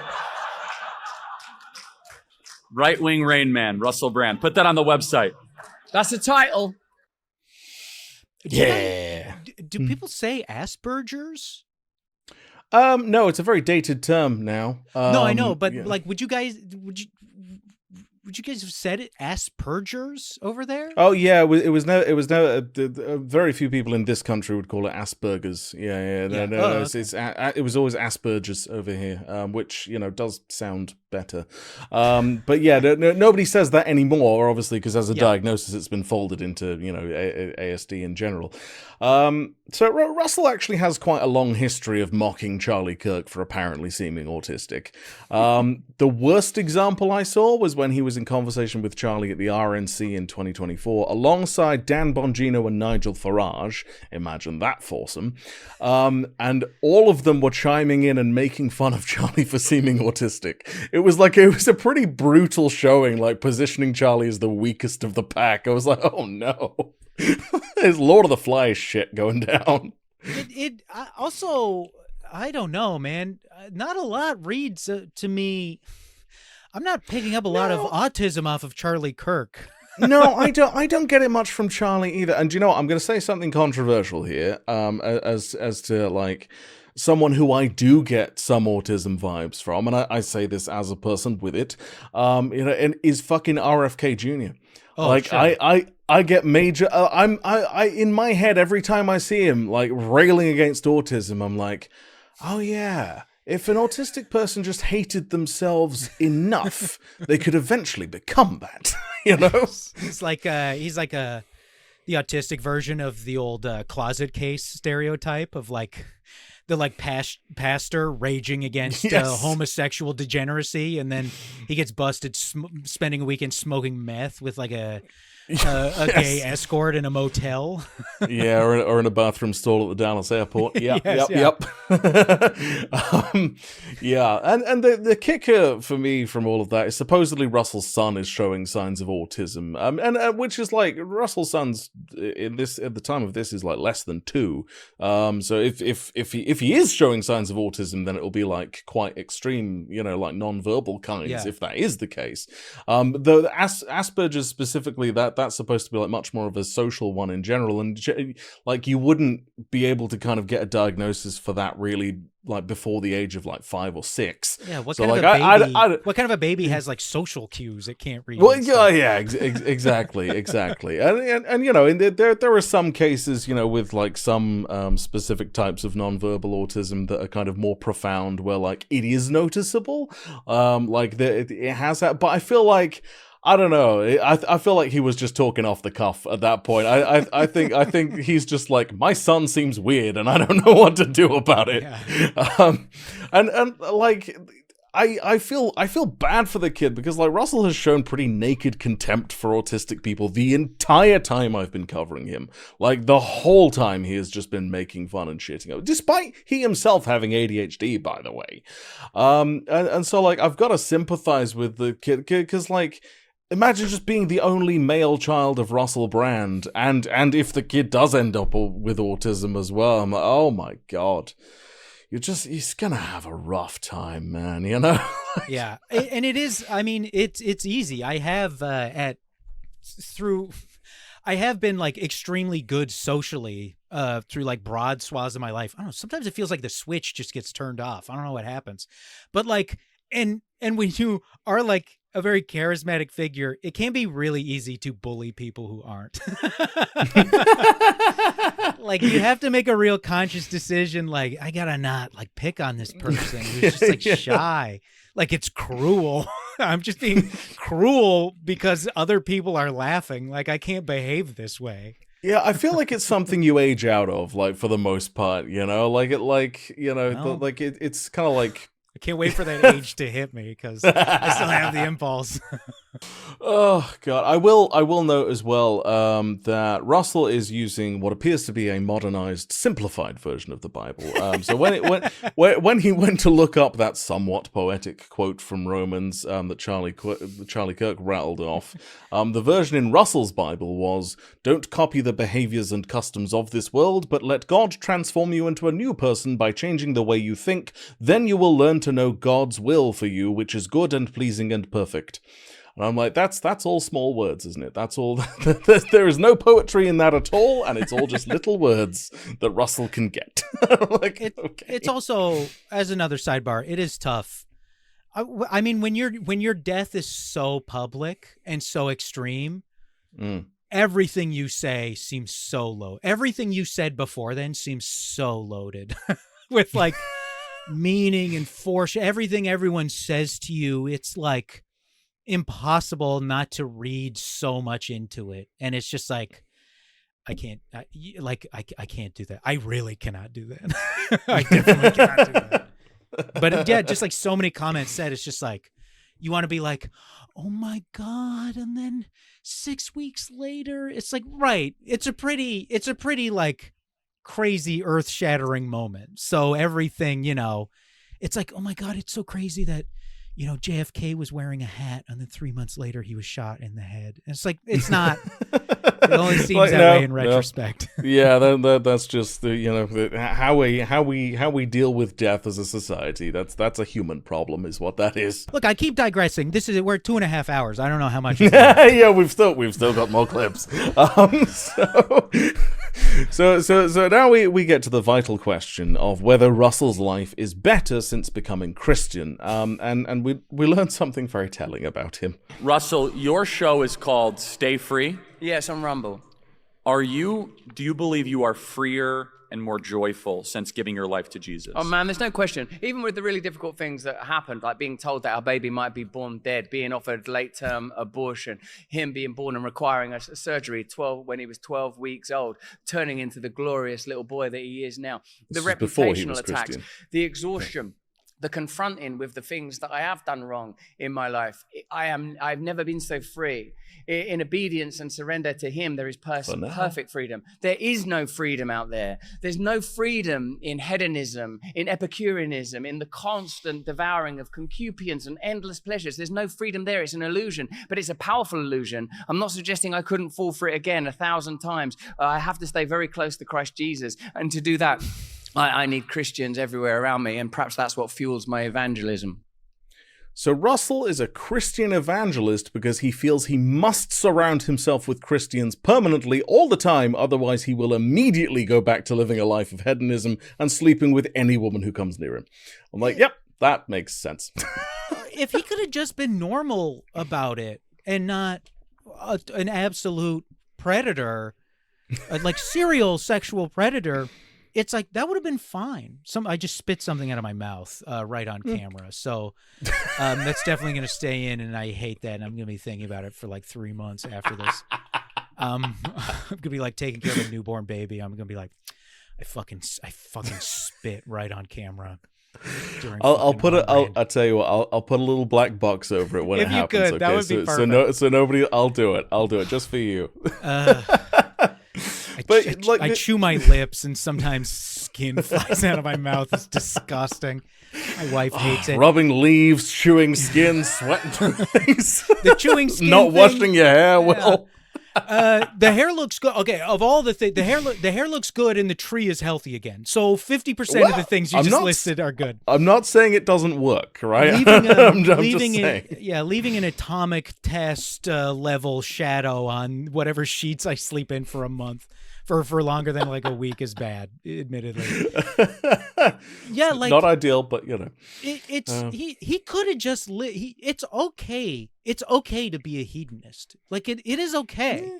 You can ethically live like a piece of shit, where people are just like, that guy's like. There are people where you there are people you affectionately refer to as a scumbag, and there are people you, as a warning to others, often women, refer to as a scumbag.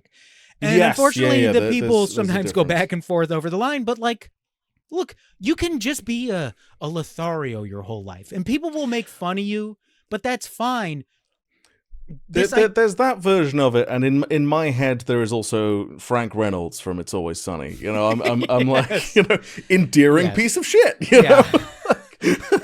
But it just like, it's this guy is, you know, and I know now about his horrific upbringing. It is just like, you know, it's like, it feels like this guy never really had a chance, and yet even with that knowledge, he still made every bad decision he could have, so far beyond that, so far beyond the excusable realm of, like, you know, it's like you look at a guy like Rob Delaney. Rob Delaney's one of the nicest guys.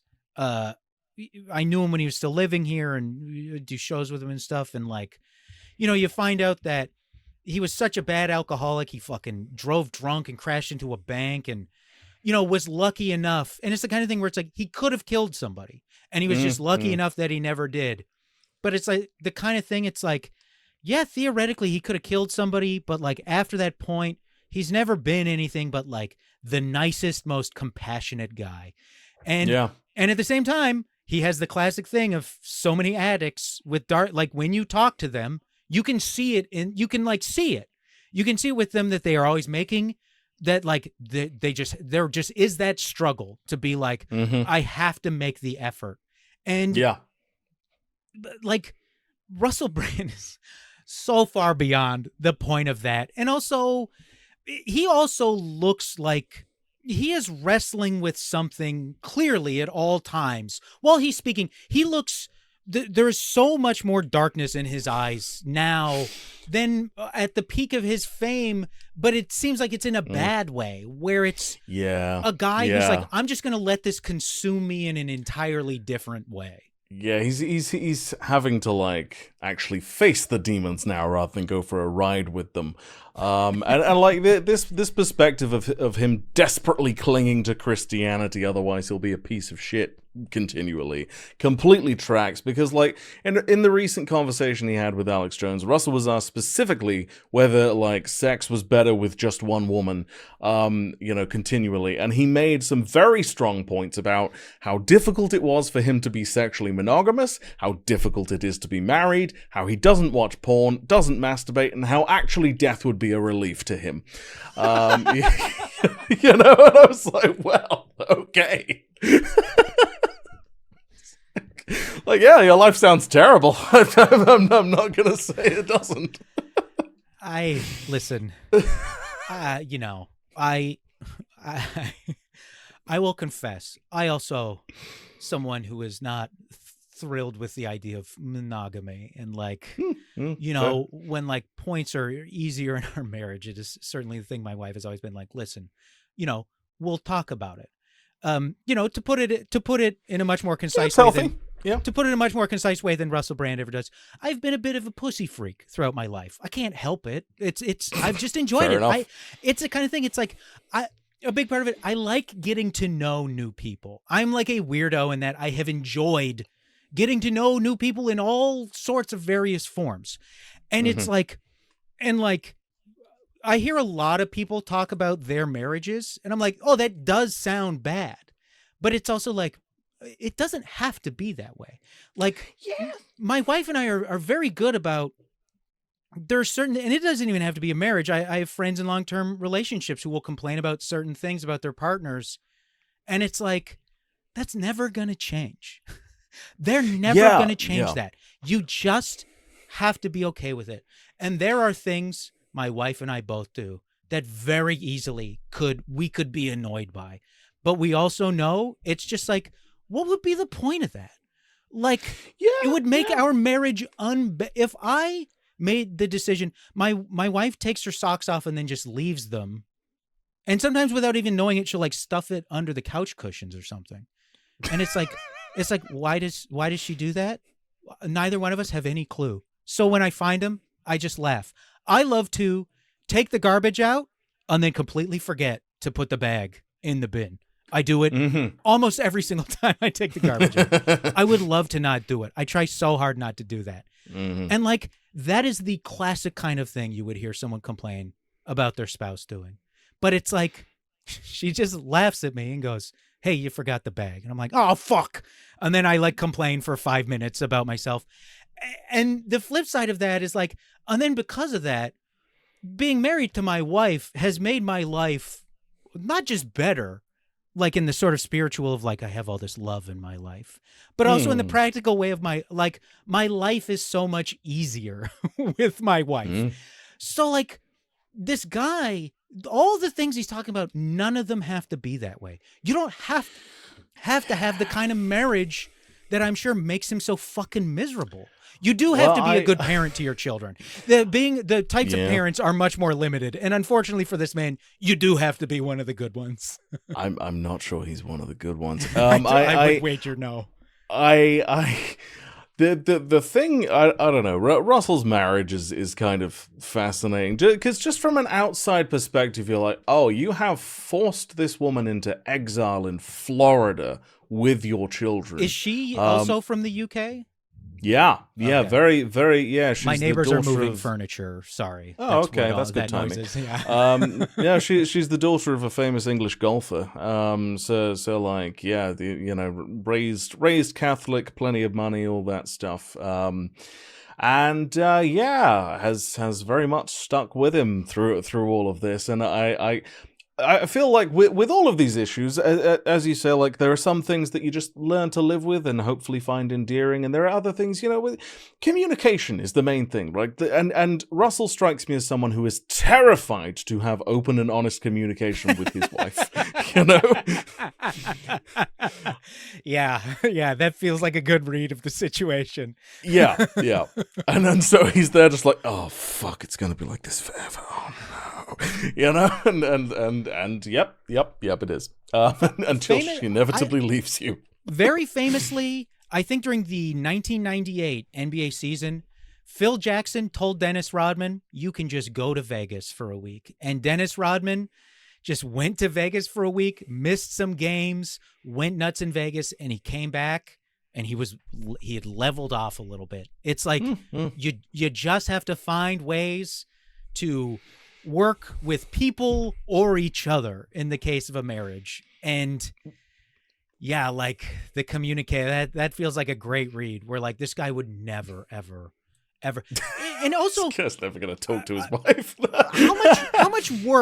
how much worse would you feel if you heard your partner on a podcast and they went, I long for the sweet cold embrace of death because of my domestic living situation.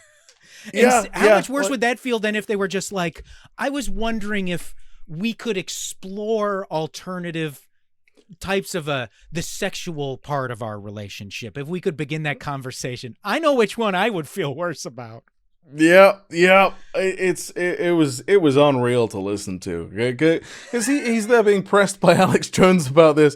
It's like, oh, how much better is it with one woman though? I think it just gets better and better. And he's like, I struggle, because of the way I've lived and everything. I struggle to go forward with sex and love in a monogamous way. It's hard being in a marriage, isn't it? It's really hard. I was like, oh no. Why are you having that conversation with Alex Jones? Have that conversation with your wife. Yes, with an intermediary in the room. Yes. With a licensed intermediary. By Christ, a relationship counselor, someone. Oh, good Lord. Life is hard. I've actually found being married to be pretty easy. Like, I thought it was like, if it's supposed to be pretty decent. Like, that's the whole point of it. I thought that was the idea. Was that you find someone you like and everything's good. That's there are lots of ways. To go. There are lots of ways to get a tax break. You could find another one if that's the situation. Yeah, right. Oh dear. Anyway, from here, Charlie gets to his perspective on the charges being brought against Russell, and he does have an interesting take. And so, yeah, Russell, what has worked for you? Every believer is different. Is it Christian music? Is it reading the Bible? Is it going to church? What keeps you close to Jesus? Because you're right, you're constantly attacked. By the way, Satan, I believe, has singled you out for quite a while, and you better believe the enemy's not happy that now you're proclaiming Jesus in front of millions of people. And, we as believers believe Satan is real, Satan is active, yes. Satan attacks, Satan yes. targets, Satan is literally, in Hebrew, Satan means the prosecutor, the deceiver. So Satan all of what you are going through in the full United lips Kingdom is a satanic and a attack glorious to try to hog. say, oh, Russell, remember that thing that happened 10 years ago? Try to have you feel guilty and ashamed. Remember, Satan throughout the scriptures would constantly always whisper, whether it be in the garden or elsewhere, about, oh, you need to be held back by what you once did. But Christ sets you free. And in just that one clip, you can really see the appeal of Christianity for Russell. Like, wait, hang on. Despite all these terrible things I've done and crimes I almost certainly have committed, if I just give myself over to Jesus, then I'm all good? Like, Yeah. to earnest Christians, the whole repentance thing is supposed to be quite a big deal. But it's hard not to see people like Russell treating it as some kind of cheat code that absolves them of all the shitty things they've done, you know? Yeah, and that's a pretty key step. The confessing your sins and asking for forgiveness. Like I was thinking, I feel like it's never, if one of these guys just went, you know what, I did it. I hurt a lot of women in the ways they are describing, and I can't ever make it up to them, and I am eternally sorry, and I suppose I'm just going to have to accept the consequences for what I've done. It's just like, what would we as a society do? Yeah. I have no clue how people would. I wouldn't be surprised if that was such a shocking moment that people just went, "Oh, okay, well, thank you for your candor." Like, what do we do? Like, well, the example I would raise, obviously it was a while ago, but like Louis C.K. kind of did that. Like when everything was reported, he came out and was like, yeah, I did that. Yeah, that was bad. It doesn't really match up with the statements. Some of us in the New York Times story, though, there are stories of like one woman was like, he called me and apologized for like grabbing me and shoving me into a broom closet with him. And I said, that wasn't me. And he went, oh, goodbye. And I was like, oh, that'd be the scariest phone call you'd ever gotten in your entire life. Yep. I think a good example, I don't know if you Dan Harmon. And Dan Harmon, I don't think there was any sexual misconduct. It was just like, he was just like treated his past girlfriends really badly. And he was like a really horrible he was just boss. a bit of a dick. Yeah. And he was like, specific people posting about it, and he was just like, my behavior was unacceptable, and like, I'm really sorry I treated you that way. And I think about it all the time, and I'm like ashamed. I remember I think the person was just like, you know what, thank you so much. Yeah. And obviously being a serial rapist is much worse. I was going to say, it's a question of scale, I suppose. But it is crazy how far a sincere apology to the wronged person, like, people really do just want to be heard, or a big part of it is they would like to be heard. And if you can make them feel, not in a way where like, AOC, everybody gets mad at AOC because she, voted present on a bill to send more money to Israel. And she'll be like, I see you, I hear you. And it's like, no, you don't. Like, this doesn't count. But when someone is sincerely like, oh my God, I can't believe I did that to you, and I'm so sorry. And if you want to know what was going on, we can talk about it. Or if you just want me to say I'm sorry and then fuck off and leave you alone, I can do that. It's always kind of like, well, I don't know, don't beat yourself up about it. Like, it's so uncommon that you almost start to feel bad that someone took your concerns seriously. You start to empathize with them. You're like, well, listen, I'm sure I'm a bad person too. So I don't know. Don't apologize. Nobody's perfect, Yeah, nobody's perfect in Australia. Yeah. Yes. So according to Charlie, because Russell's a Christian now and everything, like Russell being on trial for crimes, well, that's actually literal Satan at work trying to take him down. apparently the big red guy can't think of anything better than to get Russell than the somewhat inept English justice system.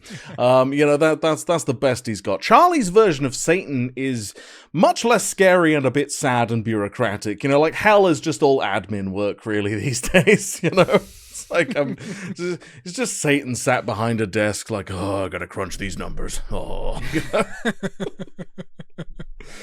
Jesus. Yeah. I always love I love when Satan is just like a guy. Yes. Satan is real. I'm like, the thing is, because I watched it from too young an age, I always just picture the Satan from South Park, in the relationship with Saddam Hussein, Or I think the first season he books a boxing match with somebody and then he throws the match to collect all their winnings. Cause he rigged it and bet against himself and won all their money. Yeah, wasn't that the one against Jesus? I think it was against Jesus. Yes. Yeah. Okay, so that was the last clip that we're going to cover of Charlie and Russell's last conversation, and now we're going to go to Russell talking to Dave Rubin, right? Because they have a terrible podcast together called Actual Friends. Are you fucking kidding me? It's them and two right-wing women as well, and they all have terrible conversations. They're very boring. They're very, very boring people. But so we're going to get Russell talking to Dave Rubin in the aftermath of Charlie getting shot. Now, crucially, you're playing with fire with me right now. You're really playing with fire with me right now. Crucially, this is from that in-between period where it had been confirmed that Charlie had been shot, but not that he was dead, right? Now, I've been doing this show for 2.5 years, thereabouts, examining all of the weirdos and loonies and grifters in this space, which is to say I've seen a lot. So when I say that the clip we're about to watch is one of the more fucked up things I've seen, I truly mean it. Is there anything? Do we have any new news since? Yeah. The guys are going to text me and you something, Russell. We'll just watch it on the fly, and then we'll decide how we want to continue. I saw the video of him being shot. It's disturbing, man. Obviously. Yeah. All right. They're gonna send us something here. Oh God. All right. Me may not be coming back from that. All right, Russell, I think this is what we're gonna do. We're gonna stop now. I think that was cathartic to some extent. And, What? Okay, let's end the show here. We don't have to edit anything out. It's all good. Let's leave it there for now, and let's just put this up as raw as it is. We can even put it up today if we want. And let's just leave it there. Hold on a minute. Let me pray. Let me pray. Yeah. Bloody hell. I mean, Yeah, performatively praying on camera, that'll fix it. So in case it isn't clear to anyone listening, Dave Rubin and Russell both got sent what I believe to be a video of the shooting, possibly from a different angle, I don't know, while they were mid-conversation. Yeah, while they were mid-conversation. And Russell's gut response was the incredibly callous, he may not be coming back from that, as Charlie Kirk's life literally hung in the balance at that very moment. I'm like, He's like that guy... Do you remember that clip of the guy who posted the TikTok where he was like, Charlie Kirk's just been shot. Charlie Kirk's just been shot. We're all fleeing, everybody. We're at Utah campus.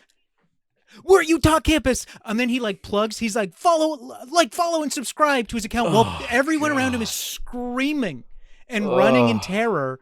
And then people got photos afterwards of that guy went and stole T-shirts off of the table that was next to Charlie Kirk. He stole free TP USA shirts off of it. Of course he did. Oh, what a piece of shit. It's so incredibly dystopian. Charlie Kirk was an astonishing piece of shit, and the world is a better place without that version of him in it. But I do feel an honest sympathy towards Dave Rubin and sort of Russell in the sense that, it was their friend or friend acquaintance or colleague that got shot while at work. On a human level, that's gotta suck. I don't know too much about Dave Rubin's relationship with Charlie, but Russell had many hours-long conversations with Charlie, both both digitally and in person. And Sorry, yet I Russell does froze not- there. I froze there while you were describing Charlie Kirk and his qualities. As a person. But that's fine. We can keep going. We can keep going. That's weird. That keeps happening. Yeah. Yeah. So Russell had many hours-long conversations with Charlie, and yet does not appear to give the slightest shit that, in Russell's words, he may not be coming back from that. And then off the back of it, like, where my sympathy wanes for Dave Rubin is that this broadcast was happening at all. Because it was essentially a my friend just got shot live reaction video to try and capitalize off of the shooting, which is exemplified by the need to get it out quickly, to the point where he says, oh, let's put it up today as it is. We don't have to edit anything out, because you gotta strike while the iron's hot, I guess. It's like, okay, sympathy's done now, Dave. Jesus Christ. It reminds me of on Real Time right after Charlie Kirk got shot. They did a long segment on it. Ben Shapiro's on the panel. Of course. And he's like, I watched this guy grow up since he was a kid. I've watched this guy grow up since he was a kid. And, it's so disgusting. And he's like acting so upset. And then Bill Maher's like, sorry, this is going to be the worst segue of all time. But here are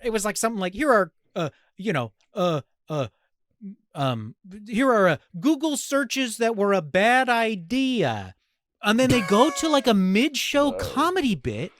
What? And it's like cutting over to Ben Shapiro, like laughing at these jokes. And John Hastings was on that episode. And we were talking, It was like the most RoboCop shit of all time. Like it was just like you waited in the middle of Ben Shapiro and it being a thing where like, oh, Ben, your emotion level has reached 10, which means you've got to sing the Friday Night Fart song. Like, it was the least human shit I have ever seen. And watching it and like a moment like this and then being like, of course we're going to get this up ASAP. I thought it was a stream. I didn't know that this was pre-recorded. Yep. It's the kind of thing where I see it and I go, the people who made fun of Charlie Kirk after he died, that is a more human, they are behaving in a more human way than shit like this, which is, it's completely unreal. There is no real emotion or thought or response. It is like just the impulse to monetize a guy's death as quickly as possible with the thinking that you will make as much money as possible. Well, immediately and then you saw like the fucking funeral that was basically a WWE event. Like it was insane. Everyone just like the sharks just fucking went in, and I'm like, how is it I feel more empathy for this piece of shit than you guys do? Like how is that possible? How is it I feel more respect for this person's death than you? Like, goddamn. If I were one of these guys, I might have a moment where I'd be like, am I going to get fucking killed? Like, it's funny you should say that, Will. Okay. Because we're going to come to the last couple of clips, which is Russell's response video to finding out that Charlie was in fact dead and did in fact not come back from that. In this video, Russell will also be outdoors and shirtless.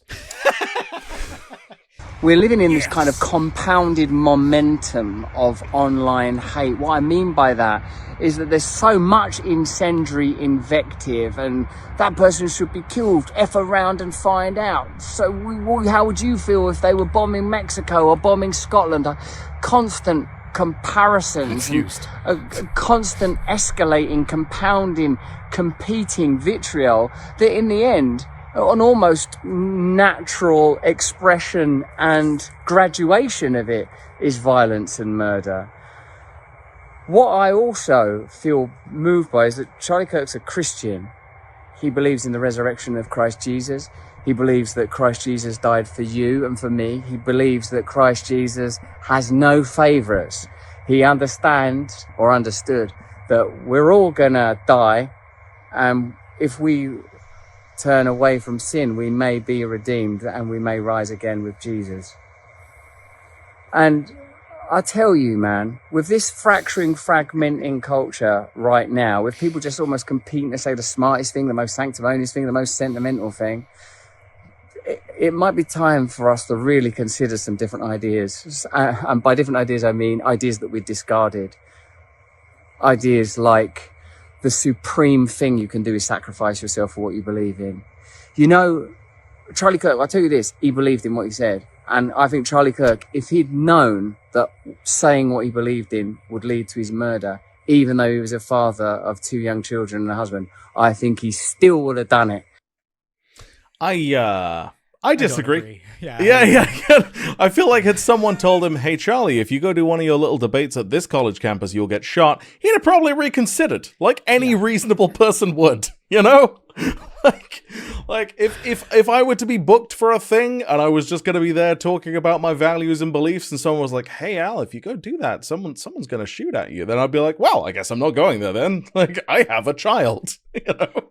Look at this grinning idiot. Yeah, he's smiling a lot when considering this guy he knows just got killed. He's smiling an awful lot throughout this video. It is perfect as well that he has there's a private property sign up in the background. It's like, yep. Yes. What's more important to these guys than private property and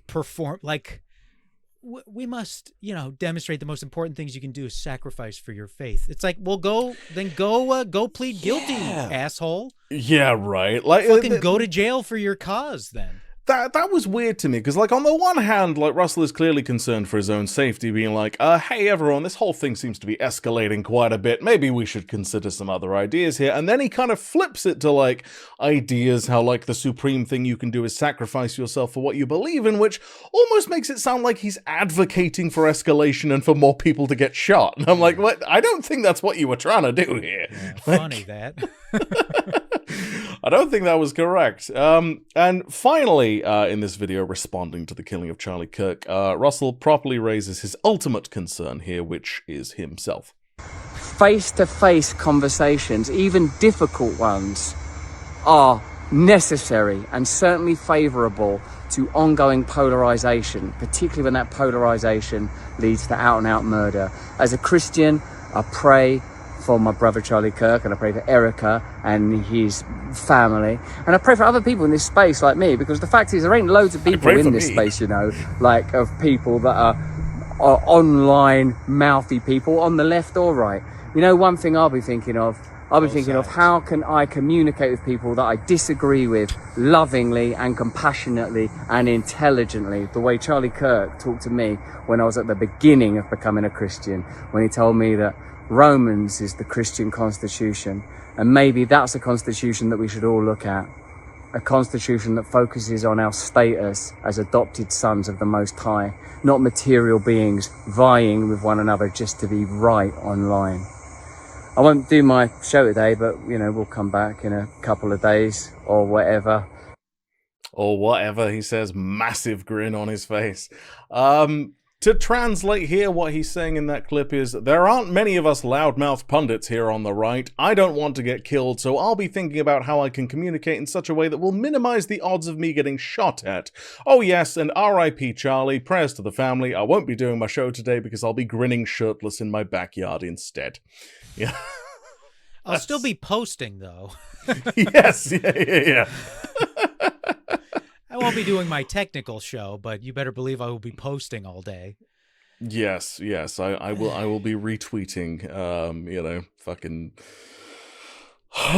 various things about Charlie Kirk. Good Lord. How was that for you, Will? How did you find the foray back into Russell's world? It's, he's just, he is, I've never, I grew up Catholic. I would periodically be forced to go to Catholic Mass on Sundays. I have never, ever heard Christianity talked about so boringly in my entire life. Catholic grade, all grades of school, Catholic school. And even the deacon we had for religion class, who in retrospect may have been a closeted homosexual, because he sometimes told us about how if he could go back in time, he wouldn't marry his wife or have his children. He would instead become a priest. I look at even when he showed us the incredibly racist anti-Muslim video not long after 9/11 about how Muslims hate Jews. I still would say that was at least more compelling in a horrific way than Russell Brand's attempts to talk about Christianity. Just, he still just sounds like a guy trying to give a book report on a book he has not read. Even though I do believe he's read enough of it to pick up the words. If that makes sense. Yeah. He's certainly read enough of his, small-worded Bible, to be able to get it. But like, it's funny because like he is incredibly boring whenever he starts talking about religious stuff, and yet he has this whole thing about how Christianity in England is too stuffy and boring, and they've got it right in America, because it's more upbeat and evangelical and everything else. And I'm like, and you are yet still so fucking dull. Like, how do you do it? I don't understand. Yeah, he would like commit suicide if he set foot in a black church. Like he wouldn't be able to handle the energy and charisma on display. It would like destroy. It would shatter him. Yeah, he would explode. He would explode, and maybe that would also be a relief to him. According to him, it would be. Yes. Yeah. Apparently. Oh, fuck. Well, thank you so much for coming on, Will. Everyone should go check out I Hate Bill Maher, the podcast. Are there any other plugs you have? No, that's it. I'm really trying not to get sick before my baby is fully immunized, so I'm not going anywhere or doing much right now. Stay indoors. Yeah. It's just I Hate Bill Maher. Yeah, you do. Al, you've been on it a few times. Appreciate it. I have. Yeah. If you want more of me, I'm on there too. January, I'm trying to go on paternity leave. I have not put together the backlog of episodes like I needed to, and I'm running out of time. And I'm not feeling particularly inspired at the moment to record them, so I maybe should have done them a lot earlier. But on the regular feed, it's going to be guest hosts. John's going to be doing one of them. Vera Drew, who made People's Joker. She's going to be doing one of them. Ella Dawson's going to be doing one of them. I think Eliza Skinner's going to be doing one of them. But yeah, that'll be all January, and then I'm back in February. So nice. Well, take it from me. I was away for a while, and if your audience are decent folk like mine were, then you'll be fine. Like. All of my lot were incredibly supportive, and I'm sure they were. And you're literally bringing a human into the world, so and you have to do all of that, I can't be thinking about old episodes of Politically Incorrect while I'm holding a 2-week-old. It's the same way. I used to think about. It's like even if you are into like really like violent sex, I feel like if you're trying to get pregnant, you got to like ease off of that. Yeah, dial it back a little bit. There's something that feels too wrong. Yeah, if you're shoving like a barbed dildo into like your partner's ass while he's like coming in you, and then that's how the baby. That's the conception story. Yeah, I feel like the baby's gonna grow up evil, right? Like you're gonna have like an evil. That's how the Omen started, right? Yes. That's what happened. Yeah, they didn't show that part, but we all know what happened. We all know that's what happened. The fucking lead actor got barbed wire shoved up his ass and was really into it, and that's how we got fucking Damien, right? I will say though, actually, the film, the First Omen. I don't know if you've seen it. It's actually I love good. it. I love it. No, it's one of my favorite horror movies. I'll say, the ending. I hate the ending. Is such MCU bullshit. But other than the very ending, which just sets up to exist to set up a sequel and extended universe. But yeah, the First Omen. Here's an unrelated plug. I will say I know that kind of thing. The like prequel, fucking 50 years later, and I really love The Omen. That shit is almost always bad. I don't like any of the Halloween sequels. I think they also stink. But man, I really loved the First Omen. Yeah, absolutely. Me too. And I kind of love all of them. Like, I think there is a diminishing kind of quality, but like, I even enjoyed the third one where the kid's like fucking president or whatever. I was like, this is interesting at least. And that's like the one. That's the one where they there's like a montage of them like murdering babies because they're like trying to find the Christ to kill him, just like Herod. It's like so crazy that would just end. Was probably like almost a straight up direct to VHS movie, and they're like, oh yeah, we gotta have the montage. We're gonna really go hard on newborns. this.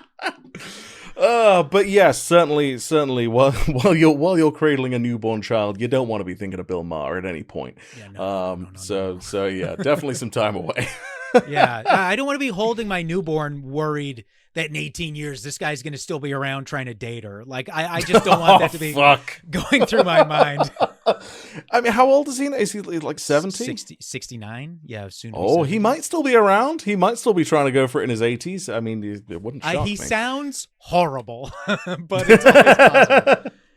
Yes. Oh, God. Anyway, I will let you go, but thank you so much for coming on, Will. Thank you. Yeah, thank you. And that's the show, everybody. Please go and check out the I Hate Bill Maher podcast. It's a terrific time. And obviously, I'm on a couple of episodes if you ever need more of me in your life. Links will, of course, be in the description. And, we'll be supporting a whole new human soon. So, needs all the support that's available. It takes a village and all that stuff. On Brand will be back soon. But in the meantime, take care of yourselves and each other. Thank you very much. I love you. Bye. All right. I'm going to finish now because I'm hungry and I want to eat something. All right. Bye.